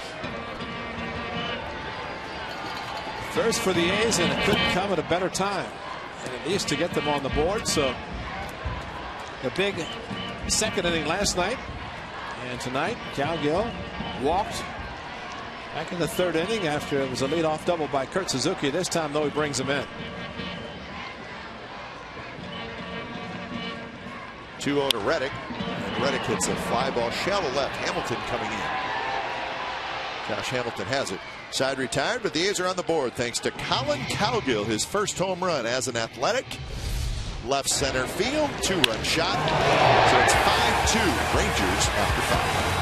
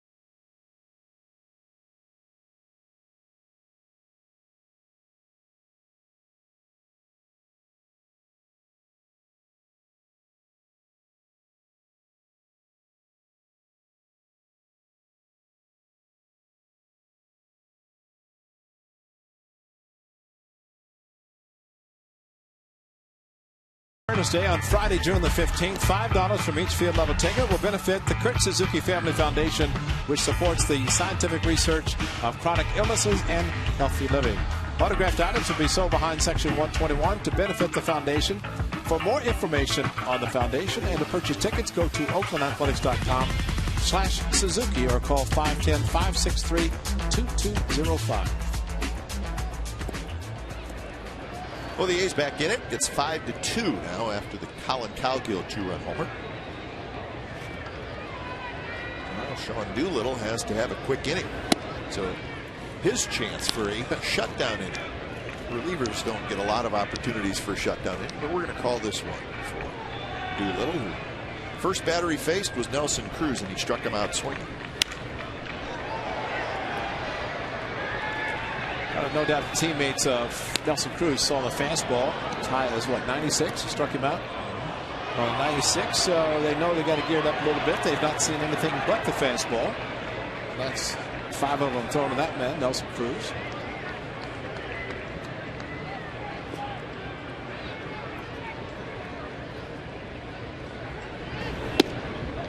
So Doolittle started the year in Stockton, pitched in 6 games. Got moved up to Double-A Midland, pitched in 8 games, and then got moved up to Triple-A Sacramento and pitched in 2 games. Go get him. See the ERAs? So I wonder if anybody's ever gone from Single-A to Double-A to Triple-A to the major leagues in the span of what is 2 months. 2 months, yeah. I'm sure it's happened somewhere, but that's very, very impressive. Should we make a call?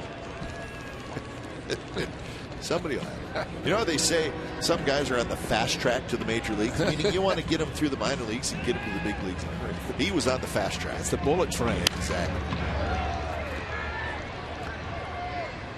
Hey, you never know. He may be here for the next 10 years. A good thing. Well, and if you get down to the end, you need a pinch hitter. You can always got to keep him around for the National League. That's right.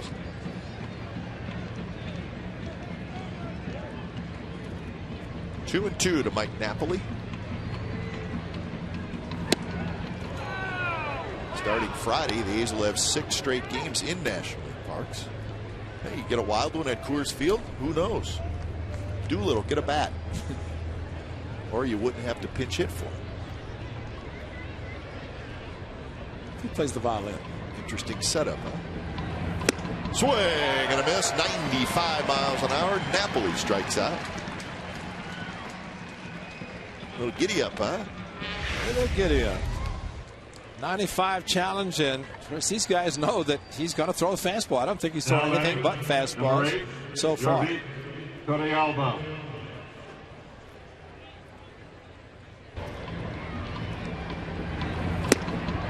Sounded like 95.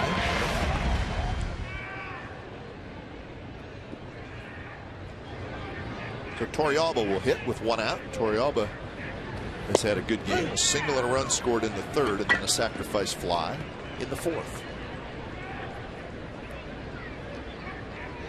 But Doolittle really is doing what you like to see. Guys coming out of the bullpen that had a good arm, just airing it out. Fastball's tough to hit because a lot of times the hitter would gear up and try to hit a fastball. See how hard he swung. That's not Michael Young's swing. But he knew he had to start to swing a little bit earlier because of the mid-90s fastball. Torrealba, my mistake.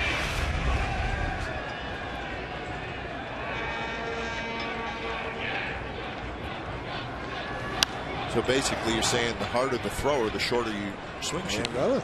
Because he's providing the power.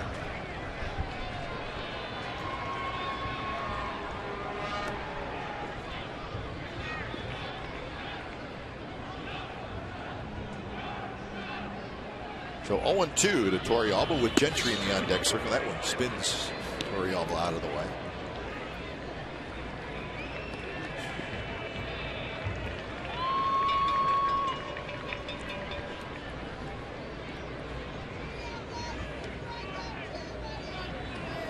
Fastball runs high. 2-2 the count.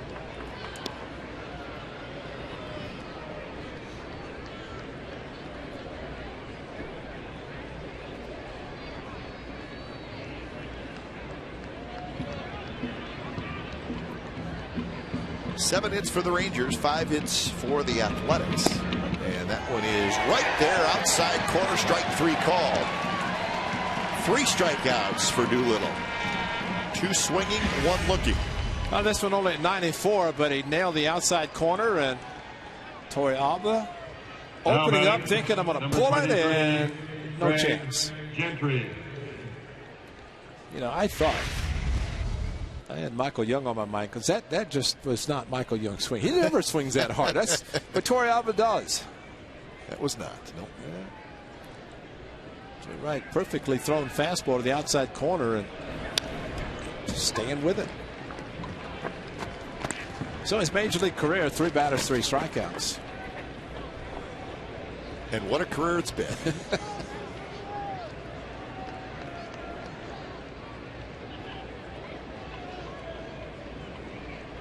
Neftali Feliz. Remember his major league debut right That's here. Right. Did the same thing. On the disabled list right now as a starting pitcher.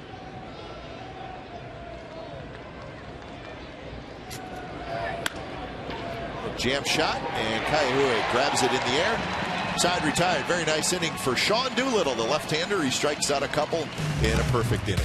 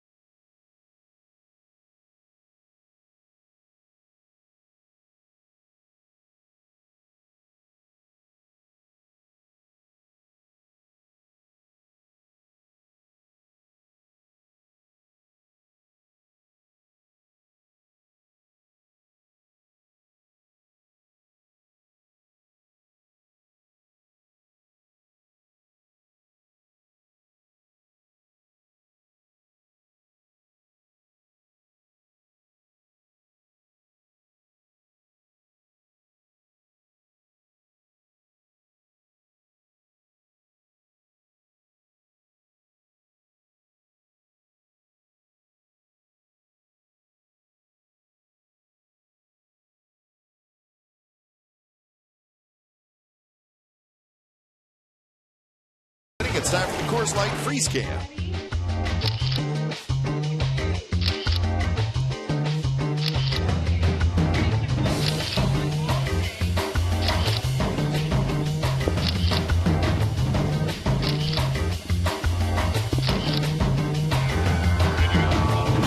Coors Light Freeze Can is brought to you by Frost Brewed Coors Light. It's the world's most refreshing beer. Nice job, Sean Doolittle. Inning in a third, 3 strikeouts, retired all 4 hitters. So that's a pretty good major league debut. Andrew Kerrigan warming up in the A's bullpen. Well, the most important thing, he got outs, and the A's, of course, scored 2. Got a nice shutdown inning.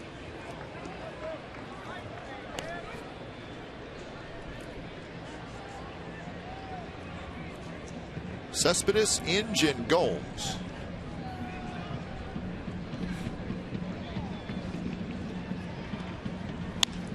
That one down the left field line. Hamilton going back, and that baby is gone. Wow.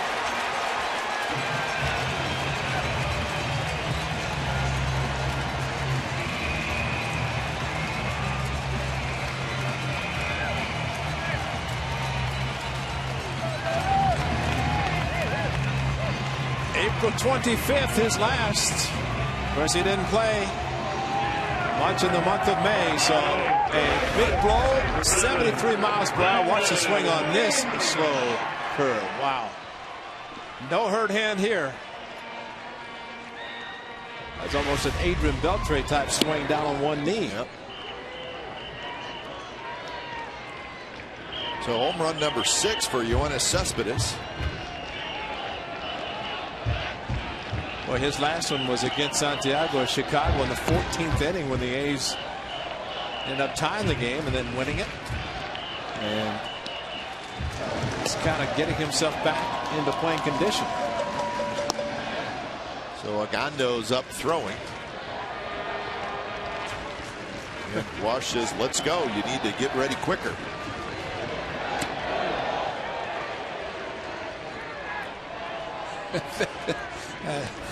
Come on, let's go. That's what Wash looked like when his coach in third. Come on, let's go, score. And he's telling. How many times you see a reliever get down and just kind of casually throw? And yeah, we're watching it right now. Exactly. And you know, the pitcher on the mound's working quickly because he wants to stay in the game. And the reliever just taking his time. Yeah, we're all right. This one's popped up and it should reach the seats, and it will. Well, a nice swing by Cespedes again. Watch as it follow through it. Right knee almost went down to the ground. He knew it was gone. Got the foot down and crushed it. Not even been a ball, but at 73, slow curveball. That was crushed down the left field line. Over the barbecue terrace. He's back. I think his hand's okay.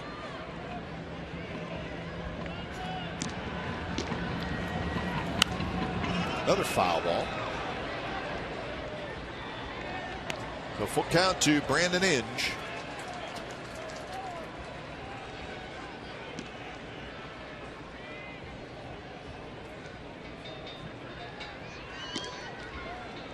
Eight homers in the last 4 games. Allowed by Derek Howell. And there's the walk. Well, the A's have made it interesting here. It's only the bottom of the 6th. Second walk by Holland.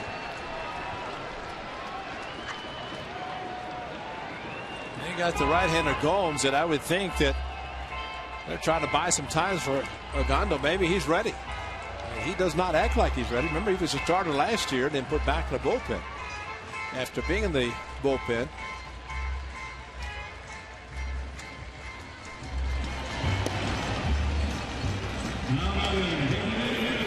so after Gomes, it's Kaihue.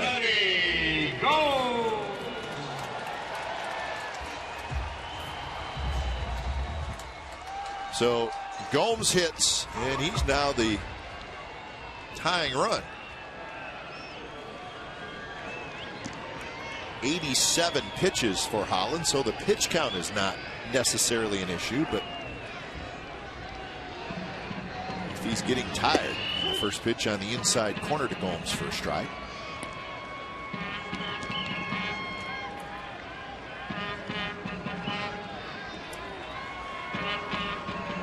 I'd like to see Johnny get into one. It's been a while since he's gone deep. Yeah, that would be a good thing.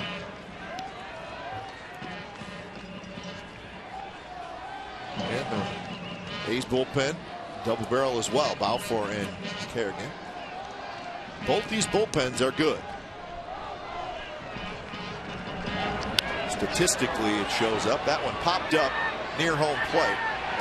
Torrealba glances back to see if anybody's going to help him out. He's on his own, and he makes the catch.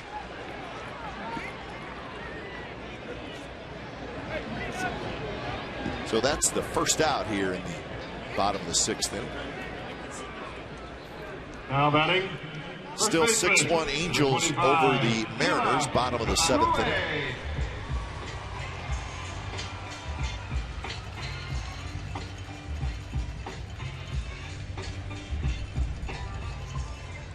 So Kila Kaihue steps in. It may be that Ron Washington really wanted Holland to face Kaihue lefty on lefty. There's a shot foul. Bounces off the sidewall.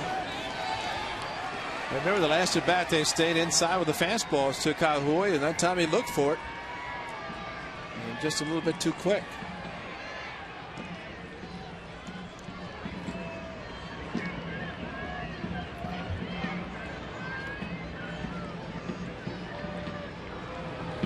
Kaihue shot to right field, and that's a base hit.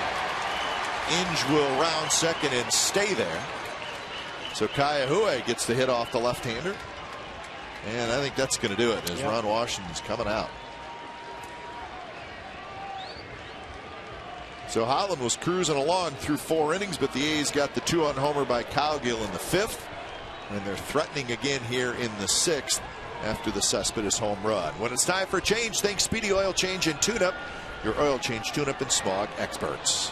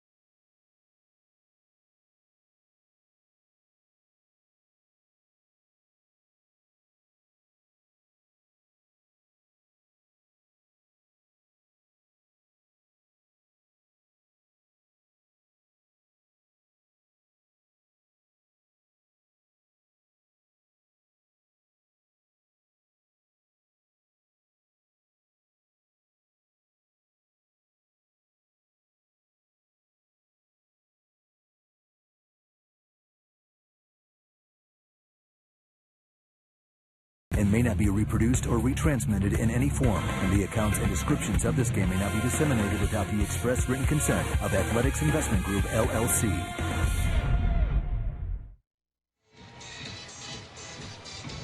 Derek Holland's out of the game after 5 1/3. And he hands the ball to Alexi Agando. 7 hits, 3 runs so far, and 92 pitches for Holland. So a different pitcher the last 2 innings. The A's started to get to him a little bit. So here comes Agando. Solid season out of the bullpen. A's have seen enough of Alexi Agando to know what he's all about. He really burst onto the scene in 2010 and was just terrific out of the bullpen. And then last year a starter. Well, Josh Reddick got him for a solo home run in that game Thursday afternoon in Arlington, and he tied the game after the blown call on the squeeze play. 95 to 97 mile an hour fastball, slider and changeup, so he could throw hard. Of course, the A's know that, whether it's out as a starter or in the bullpen. And the first pitch is a bit high to Kurt Suzuki. In jet second, Kaihue at first, 1 out. Cespedes with a home run to lead off this inning to make it 5-3.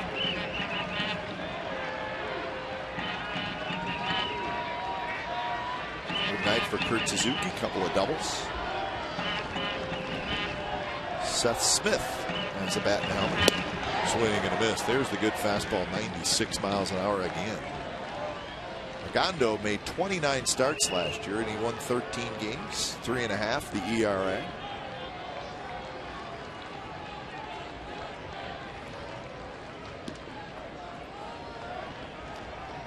But back to the bullpen. He's very valuable either way.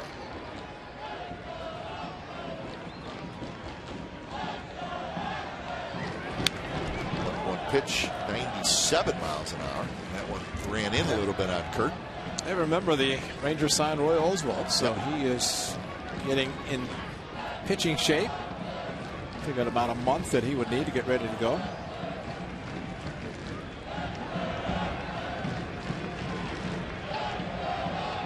So Suzuki behind in the count. Outfield shaded around toward right.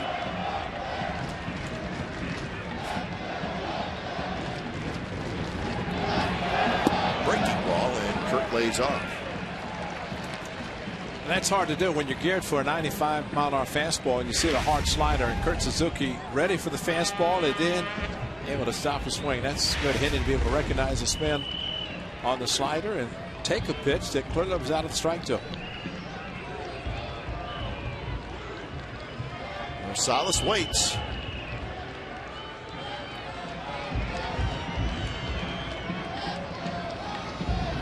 Swing and a miss. So Suzuki strikes out. Got him on a breaking ball. Yeah, a little bit better slider, and he looked back. Kurt Suzuki did, asking for the strike, and it might have been. This one started more to the middle of the plate. And to see where it ends up, actually on the corner, which is the reason Kurt looked back to Paul Emmel to ask him. Took the first one off the plate, but Gondo went a little bit more towards the middle and kept it in the strike zone. So here's Rosales.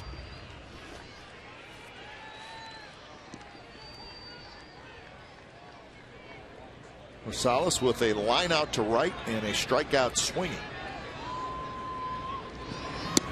It's the same breaking ball, but this one a little bit outside to Rosales. Rosales' first game for the A's was that Thursday afternoon in Arlington.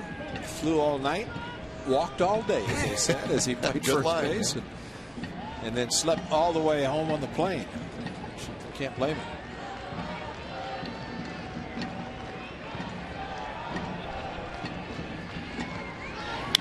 Rosie pops it up. Right side of the diamond. Napoli, the first baseman, is waiting. He's got it side retired. A home run by Yoenis Cespedes. It was his 6th of the year. So the A's creep a little bit closer. It's now 5-3 after 6.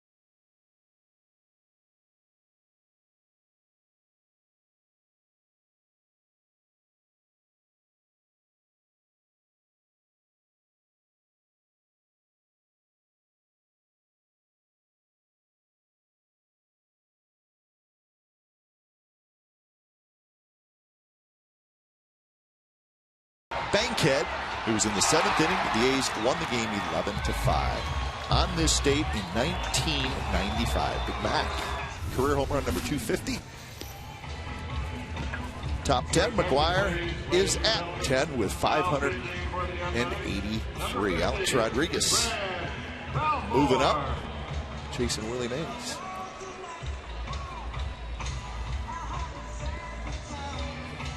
So 7th inning. It's a ball game, 5-3. Texas leading. It was 5-0. When it's time for a change, think Speedy Oil Change and Tune-Up. Your oil change, tune-up, and smog experts. So Grant Balfour comes in. Well, congratulations to Sean Doolittle. Major League debut. 1 1/3, 3 strikeouts. Watched the rest of the game and held that he did his part. He sure did.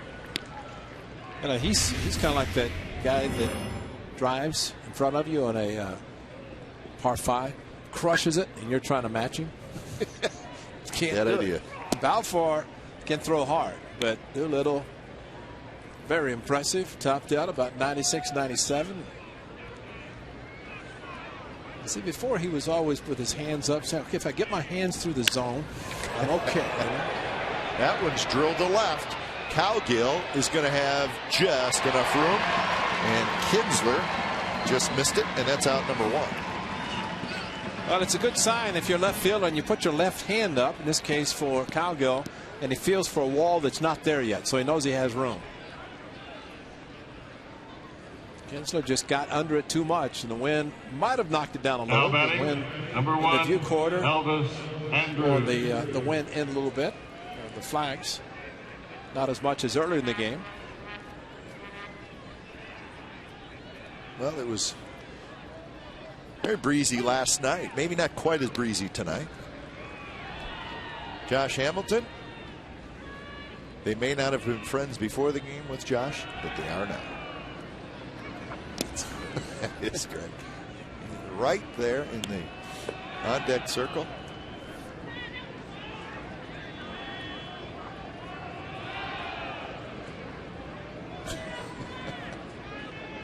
So those guys are going to go to school tomorrow. They're going to say, yeah, I talked to Josh Hamilton during the game right before he went up to bat, and their friends are going to say, no, you did not, but we have video proof.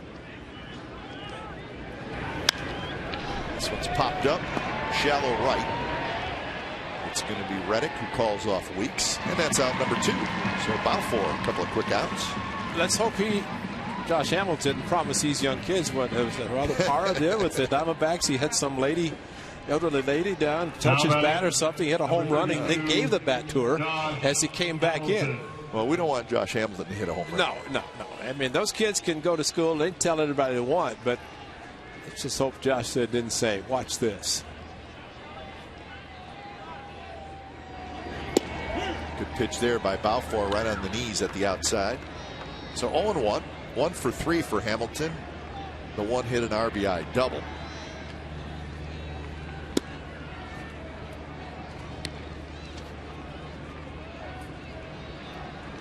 So Hamilton 1 for 6 in the series.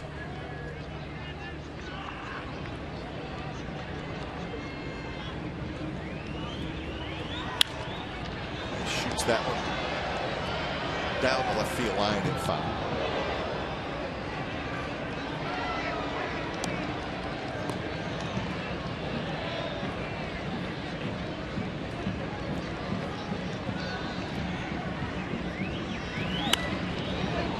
Again, chases a little bit out of the strike zone and fouls it off.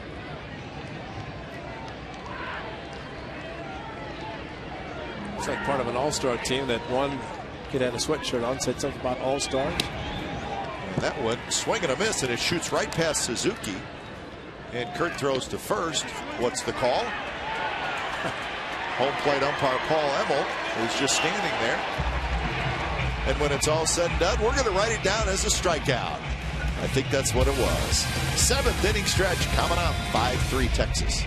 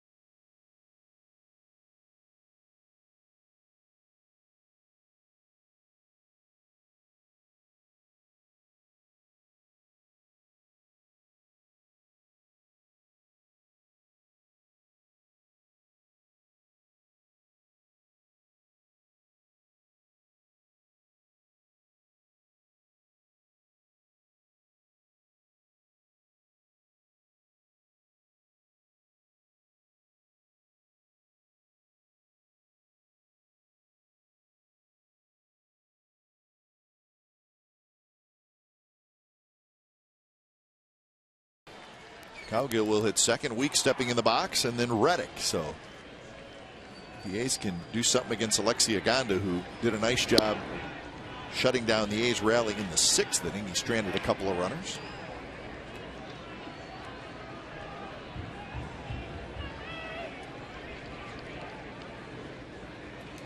A's with 2 home runs tonight. Cowgill with a 2-run shot, and Cespedes with a solo shot.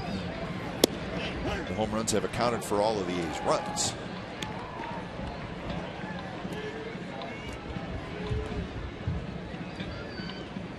Hitless night for Weeks.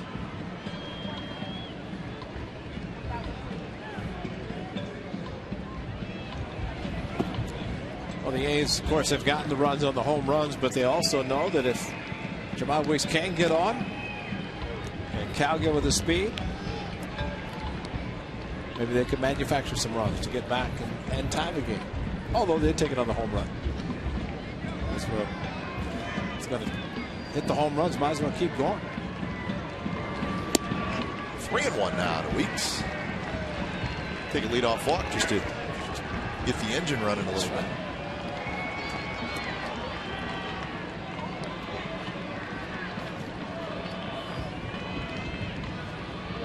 Still 6-1 Angels over the Mariners, and it is now the 9th inning. And there is a leadoff walk. So a good start for the A's here in the bottom of the 7th. All right, here's our Chevron pitching matchup, and it's for the game tomorrow. Colby Lewis, Bartolo Colon. There's your pitching matchup. Colby Lewis 4-4. Bartolo Colon 4-6. So that's the matchup, and we'll have it for you starting at 6:30 here on Comcast Sportsnet California. So there you go. The game 3 of the 4-game series. Then a day game on Thursday. No TV on Thursday.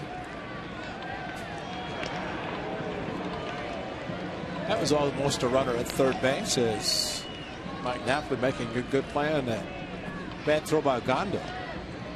It's interesting. Ogando comes in with a couple of runners on base and gets a strikeout and a pop up. And the old sit down, get up again. See how he does. Good fastball, but sometimes a relief pitcher, of course, he had been a starter, sometimes sitting down, getting back up can be a little bit tough on a pitcher. Cook in the 8th if the A's score. Perhaps Kerrigan in the 8th if they don't.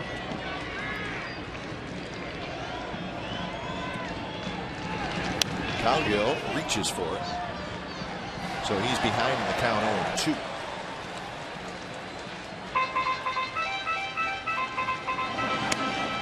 Hara, the right-hander, starts to throw.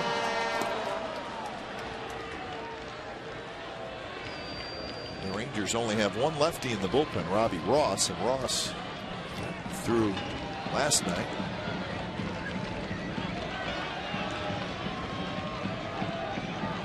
Long look by Ogando. Now he's ready. Weeks the runner at first. Strike 3 call. The pitch right on the outside corner, and Cowgill strikes out looking. So 1 out here in the 7th. Well, a high slider, and I think that's why Cowgill a little slow going back to the dugout. Stayed on the corner, and Troy Alba keeping it there.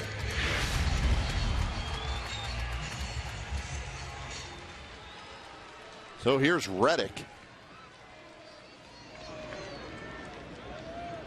Reddick had a base hit in the very first inning, then a ground out and a fly out, 1 for 3. Breaking ball, first strike.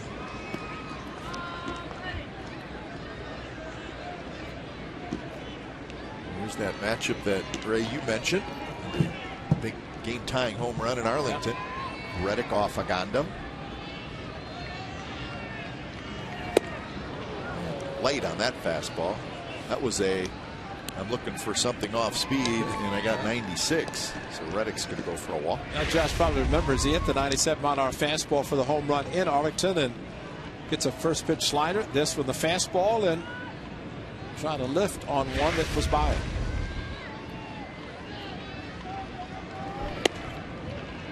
Another fastball, this one outside.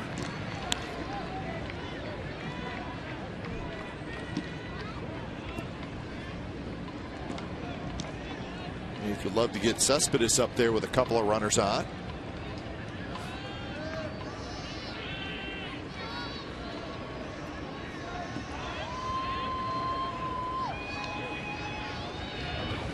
And that one outside corner, strike 3 call. Reddick argues with Paul Emmel. Emmel's going to follow him partially back to the dugout and take his mask off. Unbelievable. Which is not necessary. Well, it is a fastball and maybe a little bit below the knees, but for 52, make the call and stay behind the home plate area. There you go. Yeah, that's necessary. That's incredible.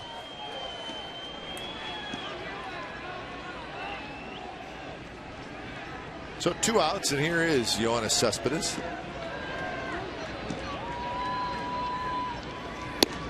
Way outside.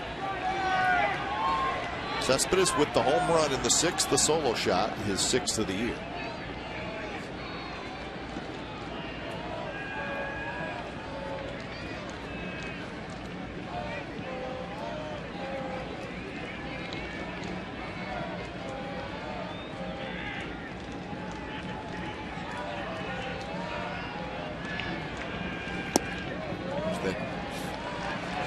Good breaking ball. It's tight. That was more of a sharp slider. The ones he threw to Cowgill in first pitch to Reddick, a little bit more over the top, but different type of break.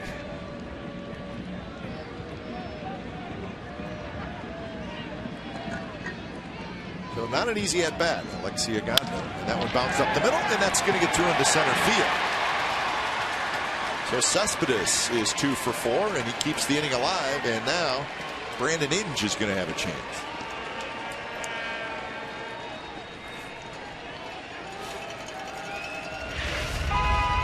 Fastball just right back up the middle, and nice swing. Hit the breaking ball for a home run off of Holland, but this fastball takes it right back up the middle.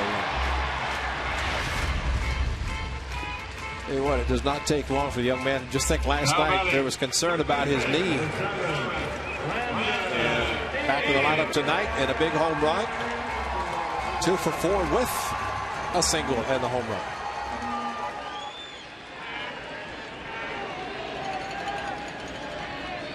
No big point in the game. Inge steps in. First pitch breaking ball for a strike.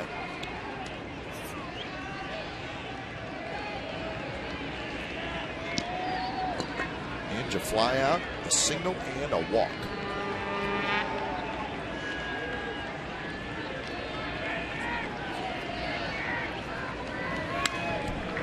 And after that high fastball, and he fouled it back, so now he's behind in the count 0-2. Hanging curveball from Scott Feldman that Brandon Inge, no doubt.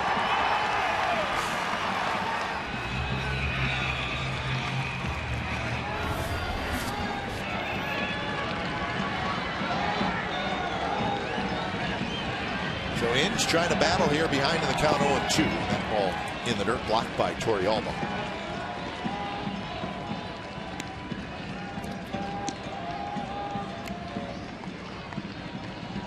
You'd have to think, as deep the outfielders are playing, that a base hit to right field would be something that Brandon Inge, it would be a mistake he might get, but the mistake by Ogando is hard. He doesn't throw the softer version of the curveball or slider. Everything is hard, so you'd have to think a base hit, something to right field, might be something that Brandon Inge would be thinking about, getting everything hard from Ogando.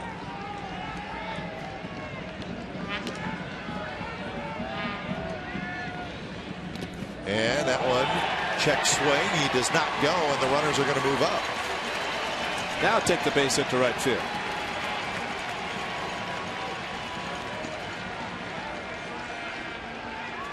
So second and third on the wild pitch. Another hard slider in the dirt, and Brandon Inge started his swing, and Torrealba could not handle it. It's a good stop. So 2-2. Inge lines one down the left field line, but foul as he got out ahead of that breaking ball.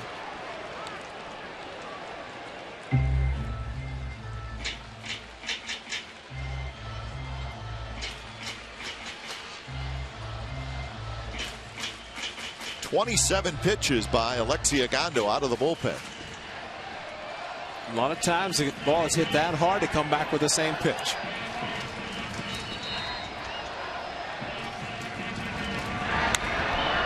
It was a fastball up, and Inge stays alive.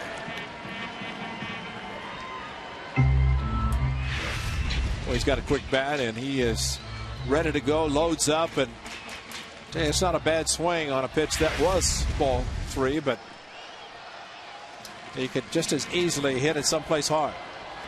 Great speed, Weeks and Cespedes. 2-2 pitch, check swing on the slider. He did not go, and now it's a full count. And first base open. I don't believe they're going to give him anything. They're going to try to get him to chase. You're ready for the fastball, but concerned about the hard slider away.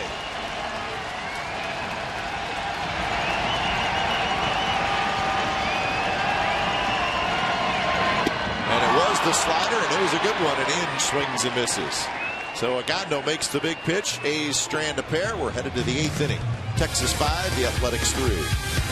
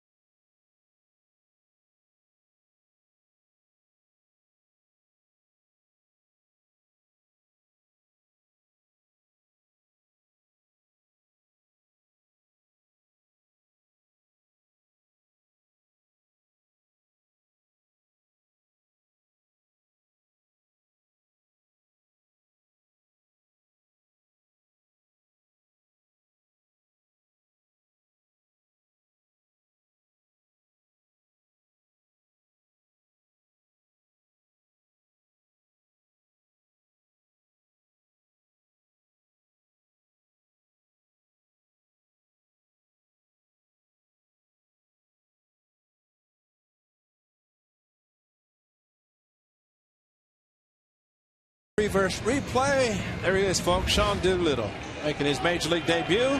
First batter he faced, blew him away the fastball. Nelson Cruz. Next inning, got Mike Napoli with a fastball. Torrealba called strike 3 fastball. 3 strikeouts, 4 batters by Sean Doolittle, and nice major league debut for the former first baseman turned pitcher. Might have opened some eyes with that performance tonight. When it's time for change, think Speedy Oil Change and Tune-Up, your oil change tune-up and smog experts. Kerrigan comes in with the sole purpose of keeping it a 2-run deficit.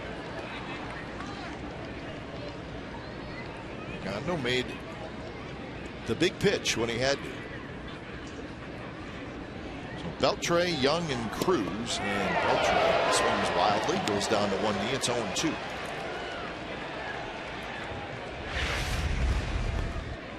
I think he had sights on a home run, but how many times have we seen him swing down onto one knee and hit the long ball?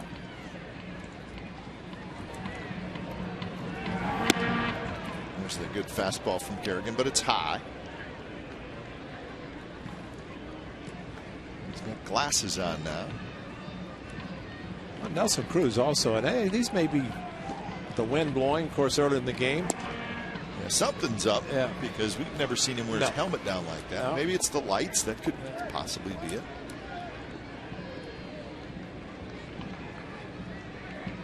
Beltre is 2 for 3, couple of singles. Also struck out, and he scored a run. Saw that breaking ball pretty well, and he fouls it straight back. Well, as you just said, the important thing for Andrew Kerrigan is to put up zeros. Grant Balfour did it. Sean Doolittle, as a matter of fact, the bullpen retired all the batters they faced, including 4 strikeouts, won by Balfour last inning. Count stays 2-2. Angels finish off the win 6-1 over the Mariners. Garrett Richards gets his first win. Trumbo went 4 for 4 with 2 homers and 4 RBIs. Beltre drives one toward right center. Cespedes is going to get there. He makes the catch for out number 1.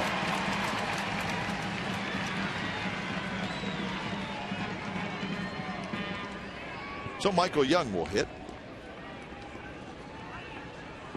Now batting, number 10, Michael. So the Angels Young. now 4 back, waiting for the conclusion of this game.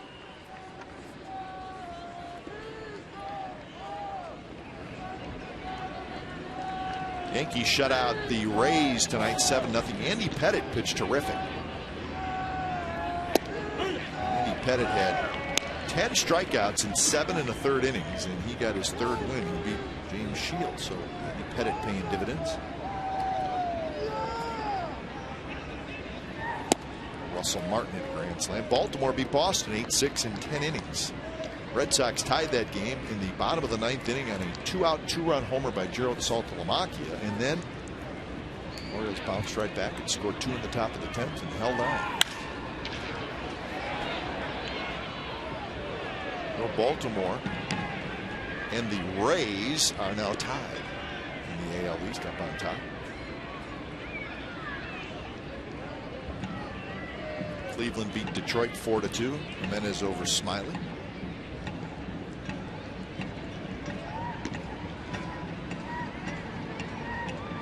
One-two pitch to Young. Swing and a miss. He waves at a slider.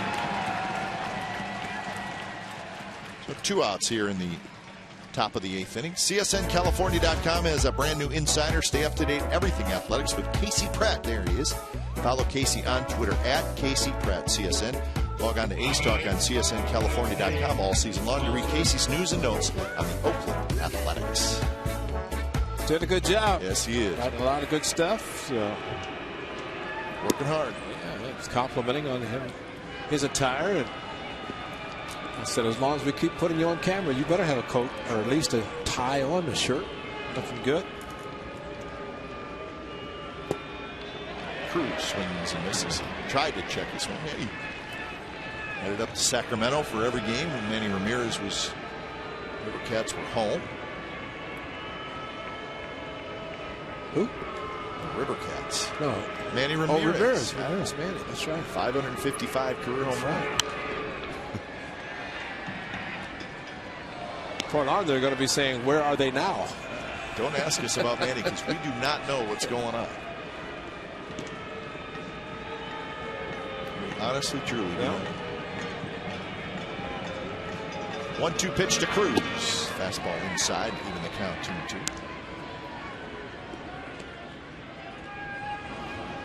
Mike Adams down in the bullpen for Texas.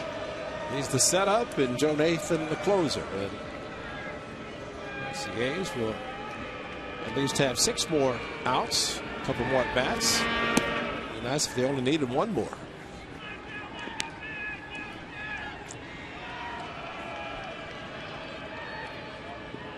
Mike Napoli hoping to hit this inning.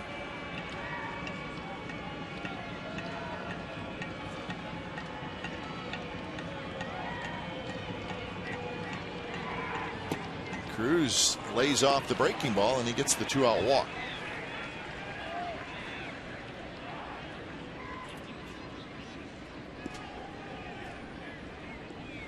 Now batting, number 25, Mike Napoli. So here's Napoli. Napoli has walked twice and struck out.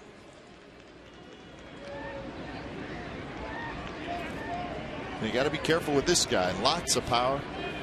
Homered last night. Suzuki somehow manages to block that, and as usual, it got a piece of Kurt.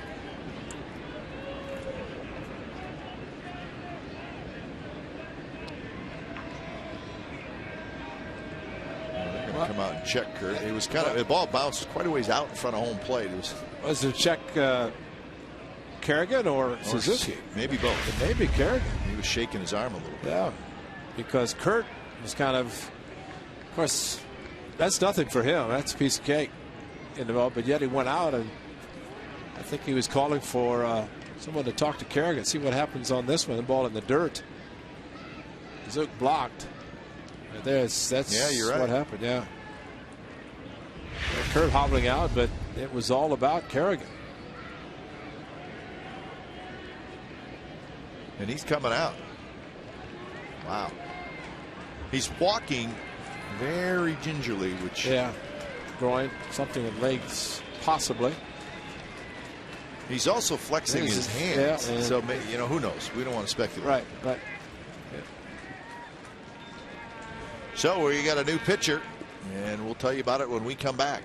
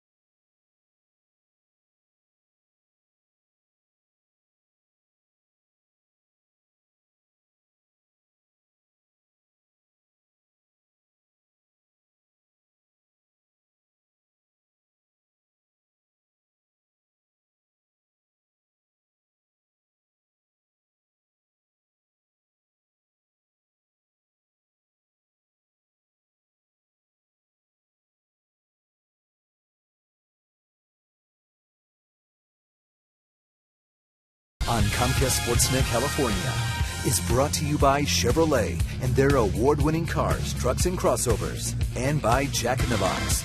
Right now at Jack in the Box, you can try the new Chipotle Chicken Club. Make it a combo with fries and a drink.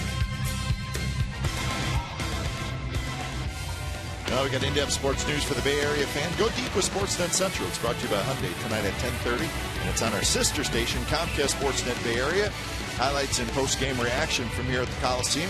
Vernon Davis talks about 2012 and more locals drafted, including the son of our own, Shooty Babbitt. Brody Brazil, Damon Andrews will host.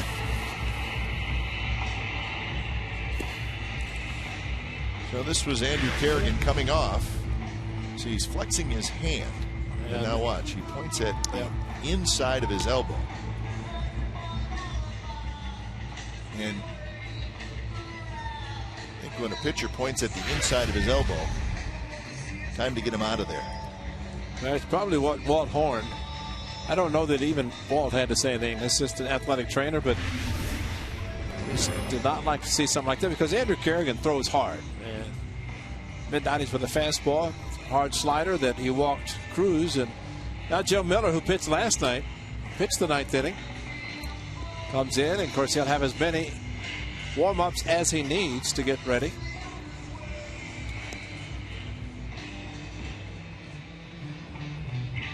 So Cruz will be the runner at first. He got the walk, and Napoli will be the hitter, and Miller is ready.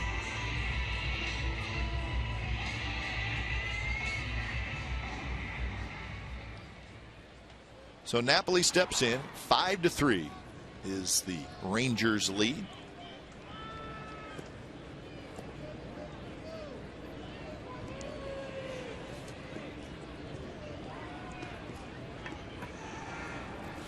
Napoli tonight has scored a run on one of the walks.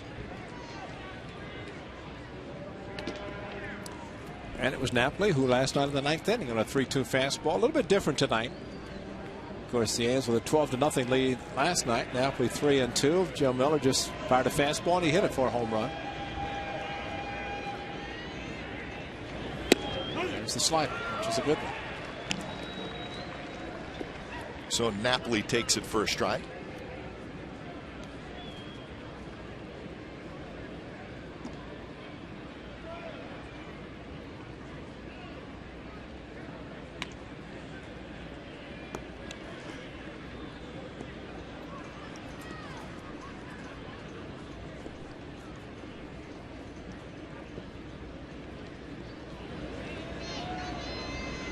One and one to Napoli. There's that slider again, this one outside.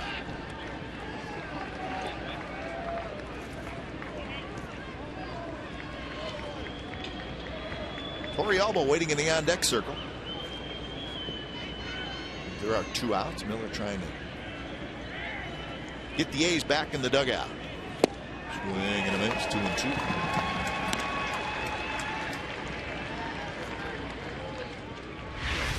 Good fastball down low, and that's after missing with a slider. See the movement though. This time a good 2-seam fastball. What scares about Napoli is his opposite field power, as he showed last night. And that one's ripped toward left center field. The base hit. Cowgill gets it in quickly. So 2-out rally by Texas. And Napoli, his first hit, but the 3rd time he has been on base. Now batting. It's rolled over. A lot of times you see guys get fastball outside and roll over like Napoli did. They hit a ground ball to the left side, but he was able to elevate the pitch that was up a little bit, maybe too much. Not the 2-seamer that he just swung and missed. So here's Torrealba.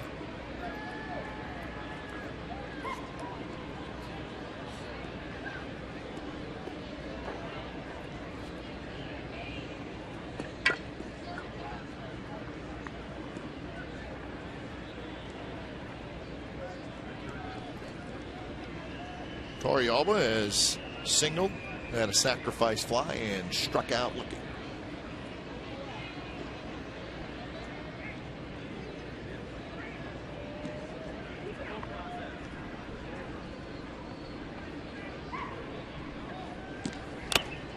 And that gets a piece of Kurt Suzuki. It's kind of a late swing from Torrealba, and that's the reason the ball went off the bat into the mask.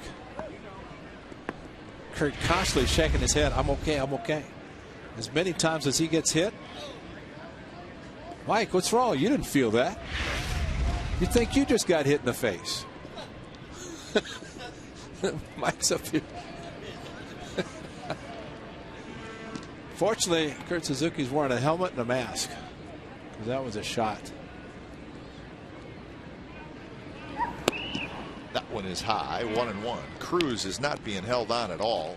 He's dancing around big time at second base. Blevins throwing in the bullpen.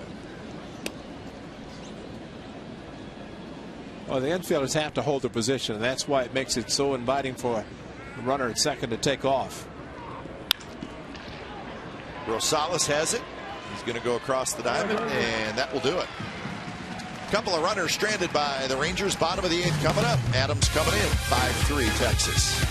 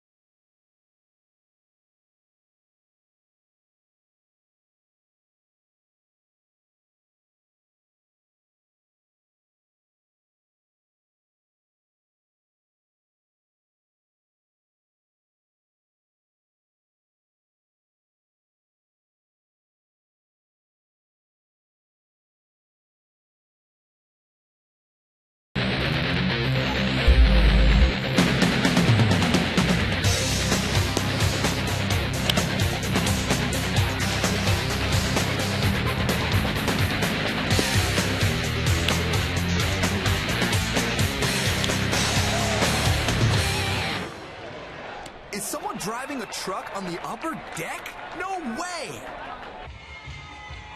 Here's our game summary brought to you by your local Toyota dealers. 5-8-0 for Texas, 3-8-0 for the Athletics. Both teams 8 hits.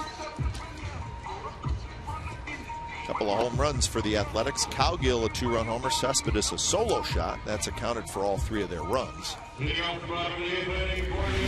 the Rangers go back to their bullpen and they bring in Mike Adams when it's time for a change. Think Speedy Oil Change and Tune-Up, your oil change, tune-up, and smog experts. So Mike Adams comes in, and he is indeed the setup man, with Joe Nathan being the closer.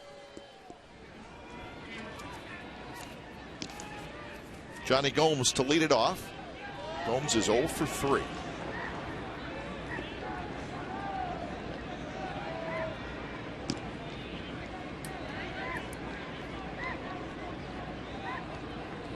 First pitch to Gomes is a strike down around the knees. Well, Adams was acquired last season for this role. Setup role, the 8th inning guy. Whereas last year it was Neftali Feliz who was closing with Adams setting up.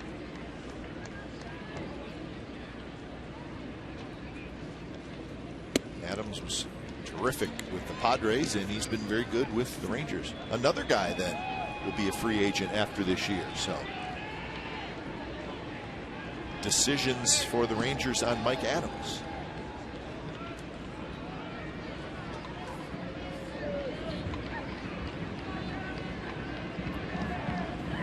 Certainly not huge money like the offensive players we're talking about, but a valuable bullpen guy. All adds up. Yeah.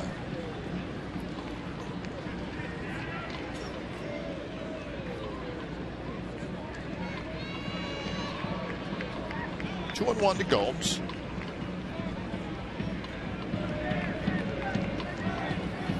That one there, first strike, 2 and 2, 90 miles an hour. But Adams just, he's got a good little cutter. And down around the knees. That's always tough in that location.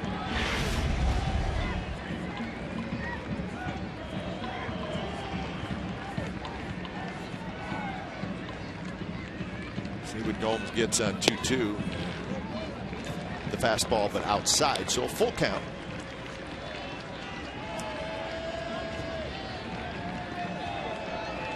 Well, the A's have had at least one base runner in every inning except the second. They've stranded 8 through the first 7 innings, so there have been some opportunities there.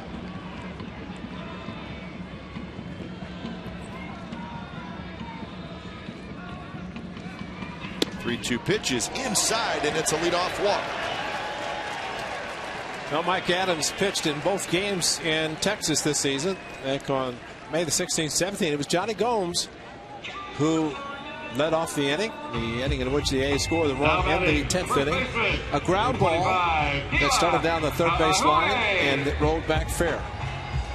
It did not go foul, as perhaps the ground tilted to the favor of the Rangers, but it helped the A's, and Gomes ended up scoring the go-ahead run, and this guy drove him in. So maybe the A's can pull the magic again. Kila Kaihue steps in. The first pitch is in there for a strike. This was on that 17th, and Kaihue scoring Derek Barton. Actually, Johnny Gomes was. Derek Barton had a pinch hit single in that inning, but it was Gomes scoring the run. Big come from behind win for the Athletics. Swing and a miss. Off speed. Good pitch from Adams. 0-2.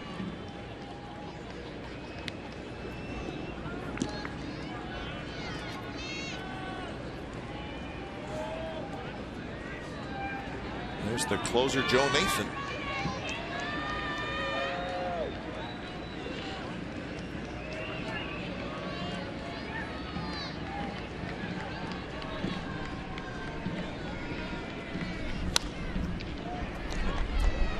Slider down and in. Kaihue stays alive.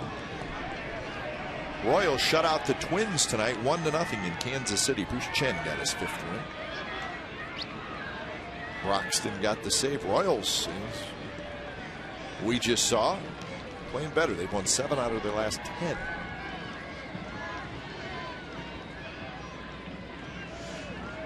It's funny, Ray, they're just a half game behind the Detroit Tigers. That's amazing. That is amazing. Detroit lost, as we said, to Cleveland. The Tigers are 25-30.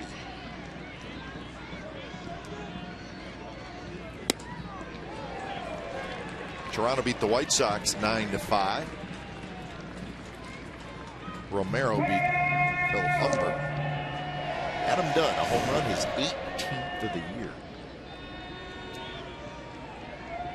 I'd say he has put 2011 behind him. Smart enough to do it. Second year of his 4-year contract, and Robin Ventura, a little bit different manager for the White Sox. Close pitch, and it's 2-2.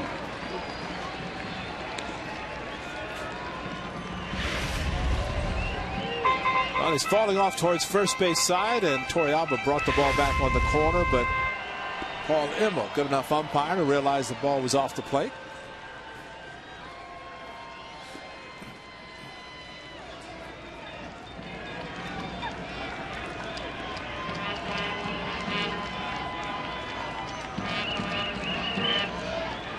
Gomes takes off. The pitch is outside. The throw to second base is in time. Wow. And Gomes is called out. Well, it looked like he got his hand in, at least from here, but that is the second base umpire, Jerry Mills. Torrealba, strong throw. Oh, looked like his hand was in, didn't it? Tell you in a minute. Well, bang, bang, and Andrews doing a good job straddling the bag.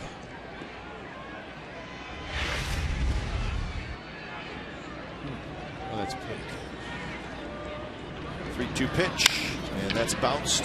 Kinsler has it, charging, and that's out number 2. So Gomes had a few words for Jerry Meals. So Suzuki hits now, and just like that, there are 2 outs. Number 8, Kurt Suzuki. Couple of doubles tonight for Kurt Suzuki and a run scored.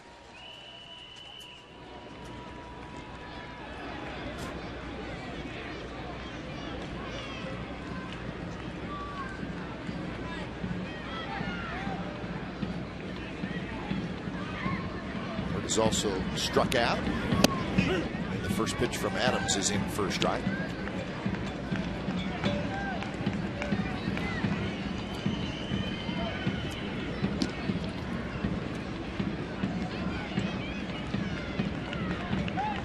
Brian Fuentes is throwing for the A's, so it looks like he could be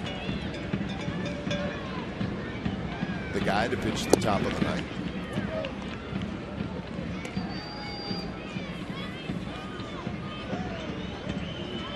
Everything is final in Major League Baseball, including the other West Coast games. So this is the last show.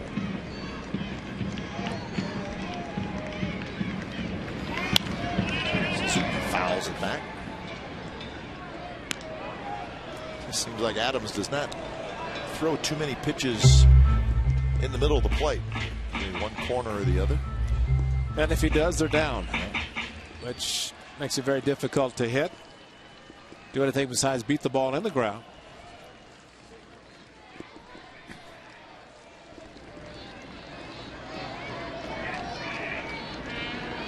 Swing and a miss. Slider got him, and Suzuki heads back to the dugout. A strikeout for Adams, and we're headed to the ninth. 5-3 Texas.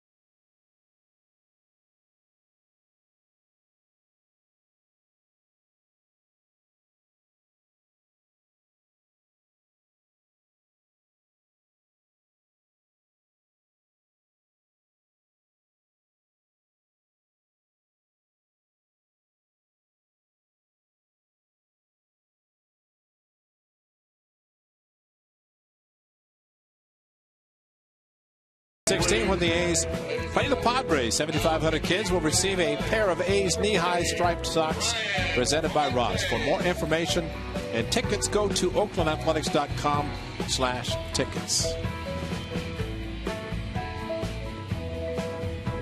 All right.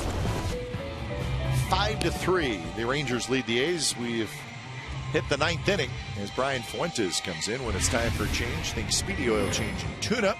Your oil change, tune-up, and smog experts. If Fuentes comes in, it's been a while. Last time he pitched was the game where Willingham hit the walk-off home run, and that was a week ago tonight in Minnesota. So he did not get in any of the games over the weekend in Kansas City. Remember, the one game the A's did win it was a blowout win.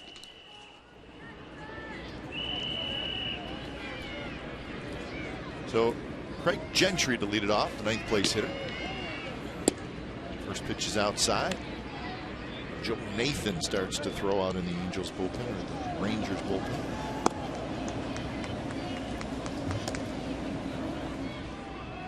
Gentry 0 for 2 with a sacrifice bunt. He'll be followed by Kinsler and Andrus. Bunt and foul. The A's will have Rosales, Weeks, and Cowgill, and hopefully more in the bottom of the 9th.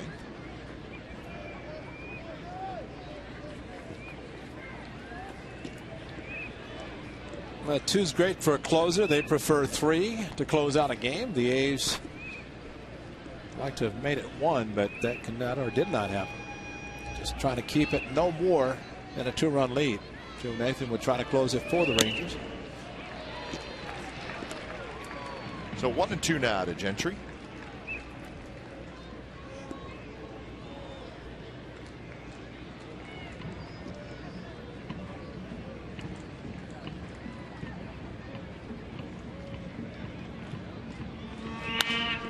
And that one is fair. Down the right field line, Gentry can fly. Reddick quickly gets it in, and Gentry has a stand-up double. He just reached for it and poked it past Kaihue, and it was just fair. So hit number 9 for Texas. Well, just inside the line, and Now batting, Reddick 5, playing him that way, knowing the speed Kinsler. of Gentry, and boy, it did not take him long to get to second base.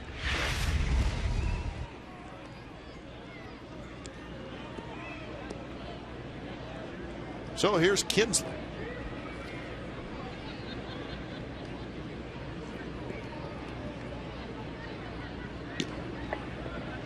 Kinsler has a big hit in this game, a 2-run double in the 3rd inning. It's his only hit in.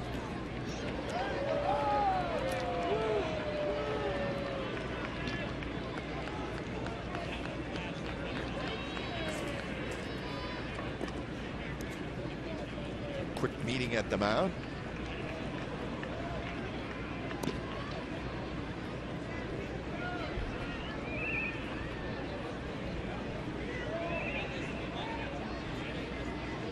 Outfield straight away. Kinsler shows bunt. And if you're the A's, if you want to let Kinsler bunt, they're probably okay with it. And he's just trying to get Gentry over to 3rd, but he's also a good enough hitter to hit the ball to the right side to maybe get a run in. So yes, the A's would take the out if ruled. And Gentry is out. Wow. You talk about a quick throw. Gentry had a flying, running lead off second base, and Fuentes got rid of it quickly. Suzuki an even quicker throw, and no chance for Kinsler to do anything as Kurt Suzuki, watch how quickly he comes out from behind the plate, and a quick tag by Inge at 3rd, hanging on to the ball as he was cheating a little bit towards 3rd base as he saw Gentry take off. Quick tag, watch how quickly, bang, right on the left shoulder, and he got him for sure. And Kurt Suzuki, a strong, perfect, quick release from behind the plate. And there's a base hit, just dropped right over Kaihue's head. Kinsler with a big turn. So a good call by Gary Darling. Gentry thinking he had it easily, but the quick tag by Brandon Inge at 3rd base, and that's the key, because it looked like Gentry was going to make it easily. Now batting, number 1. And he hurt himself when he did slide into the bag.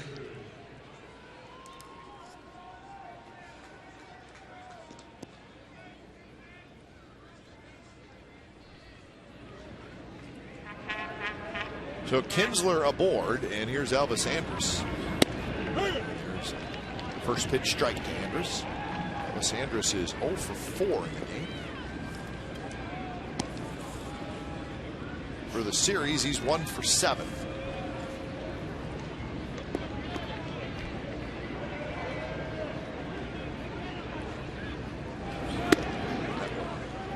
Way inside.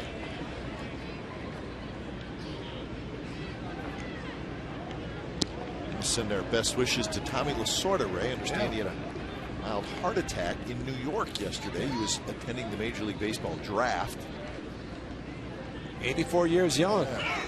Kinsler goes. Throw to second base is not quite in time. And a close play again.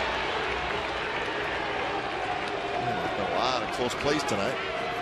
Kinsler safe at second with a stolen base. It's his 8th of the year. Did Weeks tag him? Not close. He missed him completely. Trying to swipe tag to see if he could get one, but no tag applied. You can't call him out.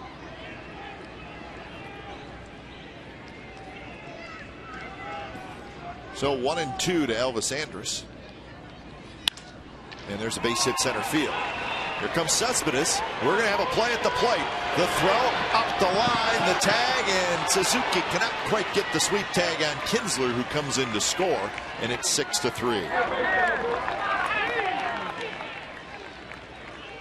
Throw was well up the third base line. Not a whole lot Kurt Suzuki could do. Well, he charged well in center field. Cespedes did the strong throw, but a good sinker, if you will, because the ball did sink towards the third base bag. But watch the ball just start to move, and if it's on the plate, it would be a play. Suzuki tried to reach and missed it. Kinsler just avoided a tag on the left elbow. So Andrus gets his 27th RBI. That's his first hit tonight.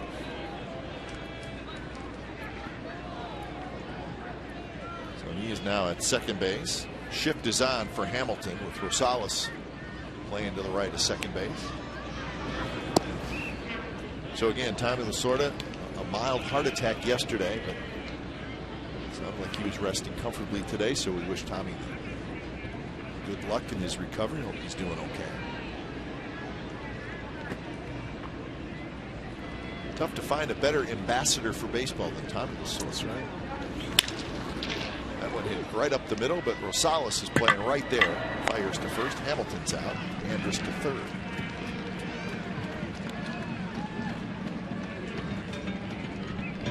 So Beltre will hit.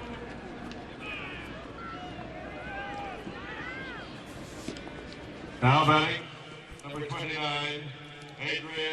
Well, that's a big run. That's a 3-run lead now for Joe Nathan, if it stays as is right now.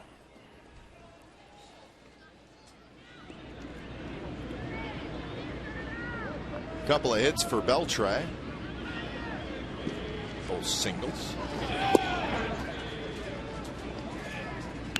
Single in the third, single in the fifth, and he also scored a run.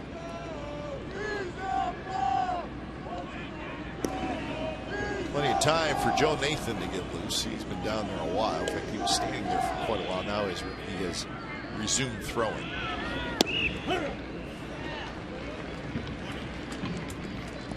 Another run here, and Joe Nathan moves out of the save window.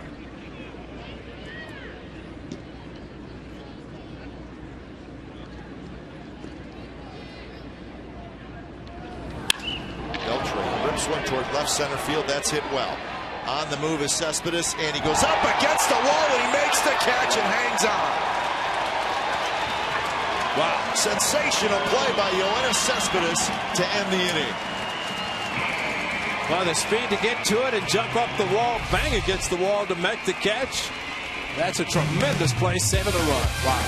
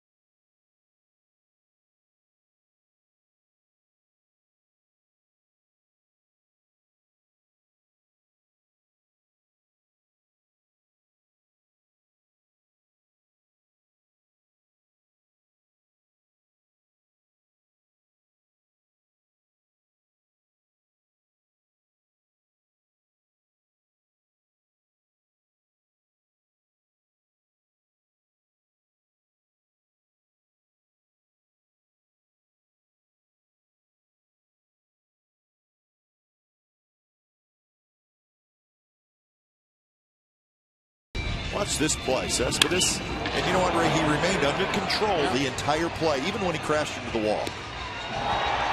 Just a little time to brace himself. Yeah, there's not much he could do other than catch Norton. He was going to bang into the wall, but as we looked at it from our vantage point, that ball was headed to left center. It looked like extra bases easily, and the acceleration, the speed of Cespedes actually had to slow down as he approached the warning track of the wall to make the catch and banged against it. And an excellent play by the A's center fielder, and he's back in center where, of course, first couple of games in Kansas City in left field, and now 3 in a row playing center field.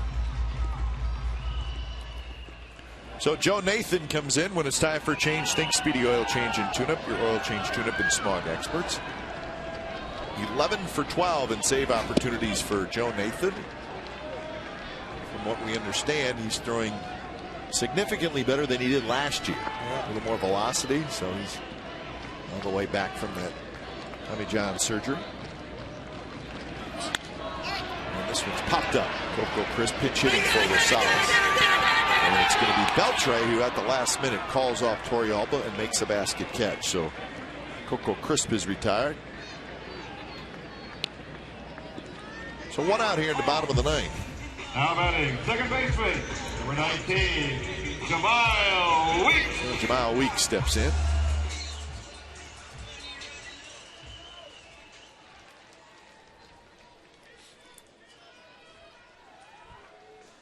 Weeks has been on base once via the walk.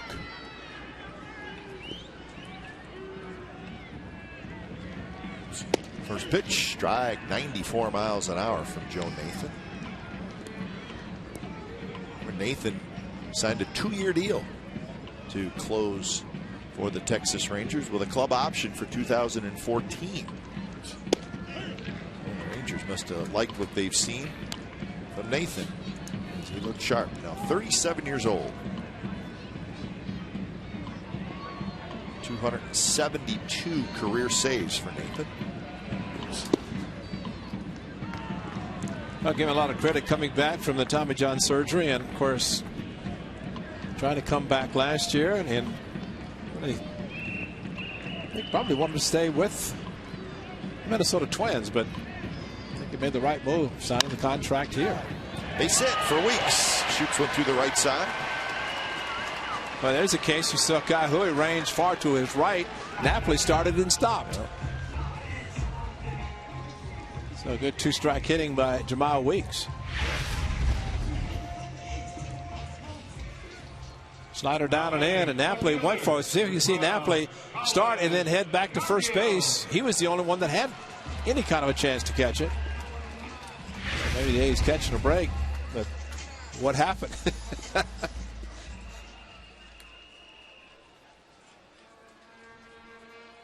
So he's going to let Joe Nathan know he's going to play behind Weeks. Not way behind him, but just off the bag a little bit. So Cowgill is the hitter. Swing and a miss.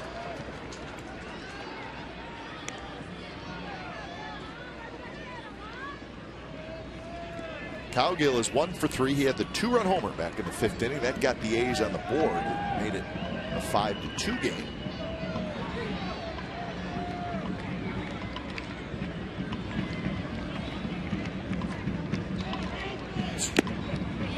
Swing and a miss. That one 95 miles an hour. A 3-1 fastball, Derek Holland, and that made it a 5-2 game.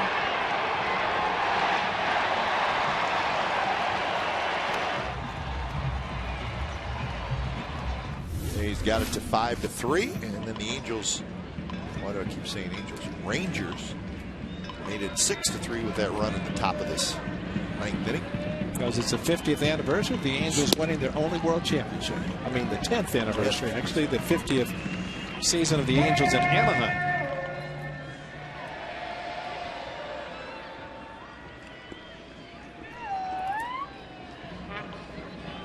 Reddick will be next. So getting another runner on with Reddick and maybe Cespedes coming up is huge. So Cowgill has worked the count even, 2-2. Tomorrow night, Colby Lewis, Bartolo Colon, 6:30 A's pregame.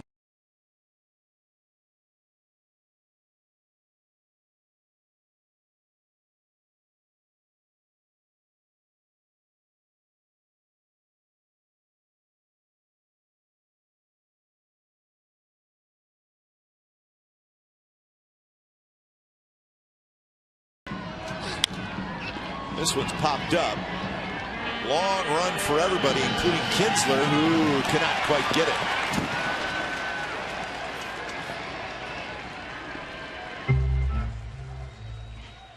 So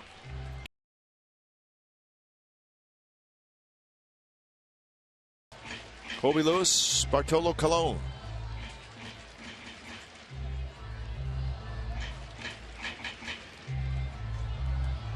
A couple of guys who don't throw her hard, throw a lot of fastballs. And already a smile with Bartolo Colon, with Ariel Prieto and Jordan Alberto.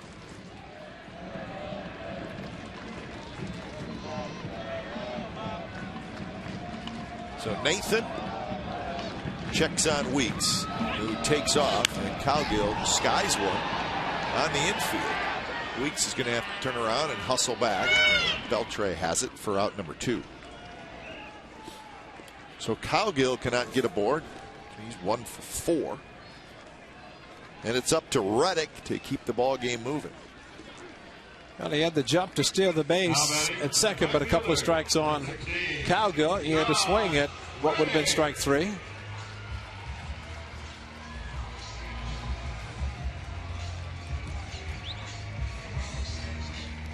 So Reddick 1 for 4.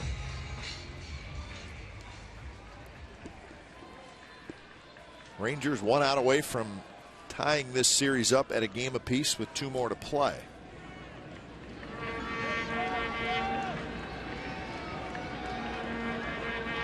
Weeks takes off again. The pitch is a strike. Weeks will get to second base.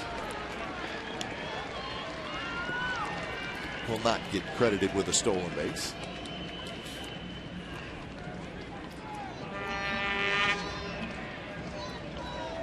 A's post-game live coming up after the ball game.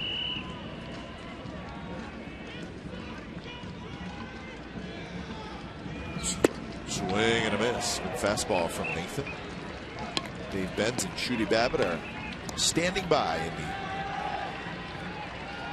the A's post-game live studios.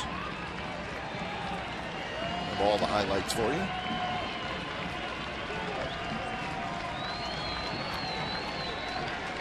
Oh, 2. Reddick has to try to battle back.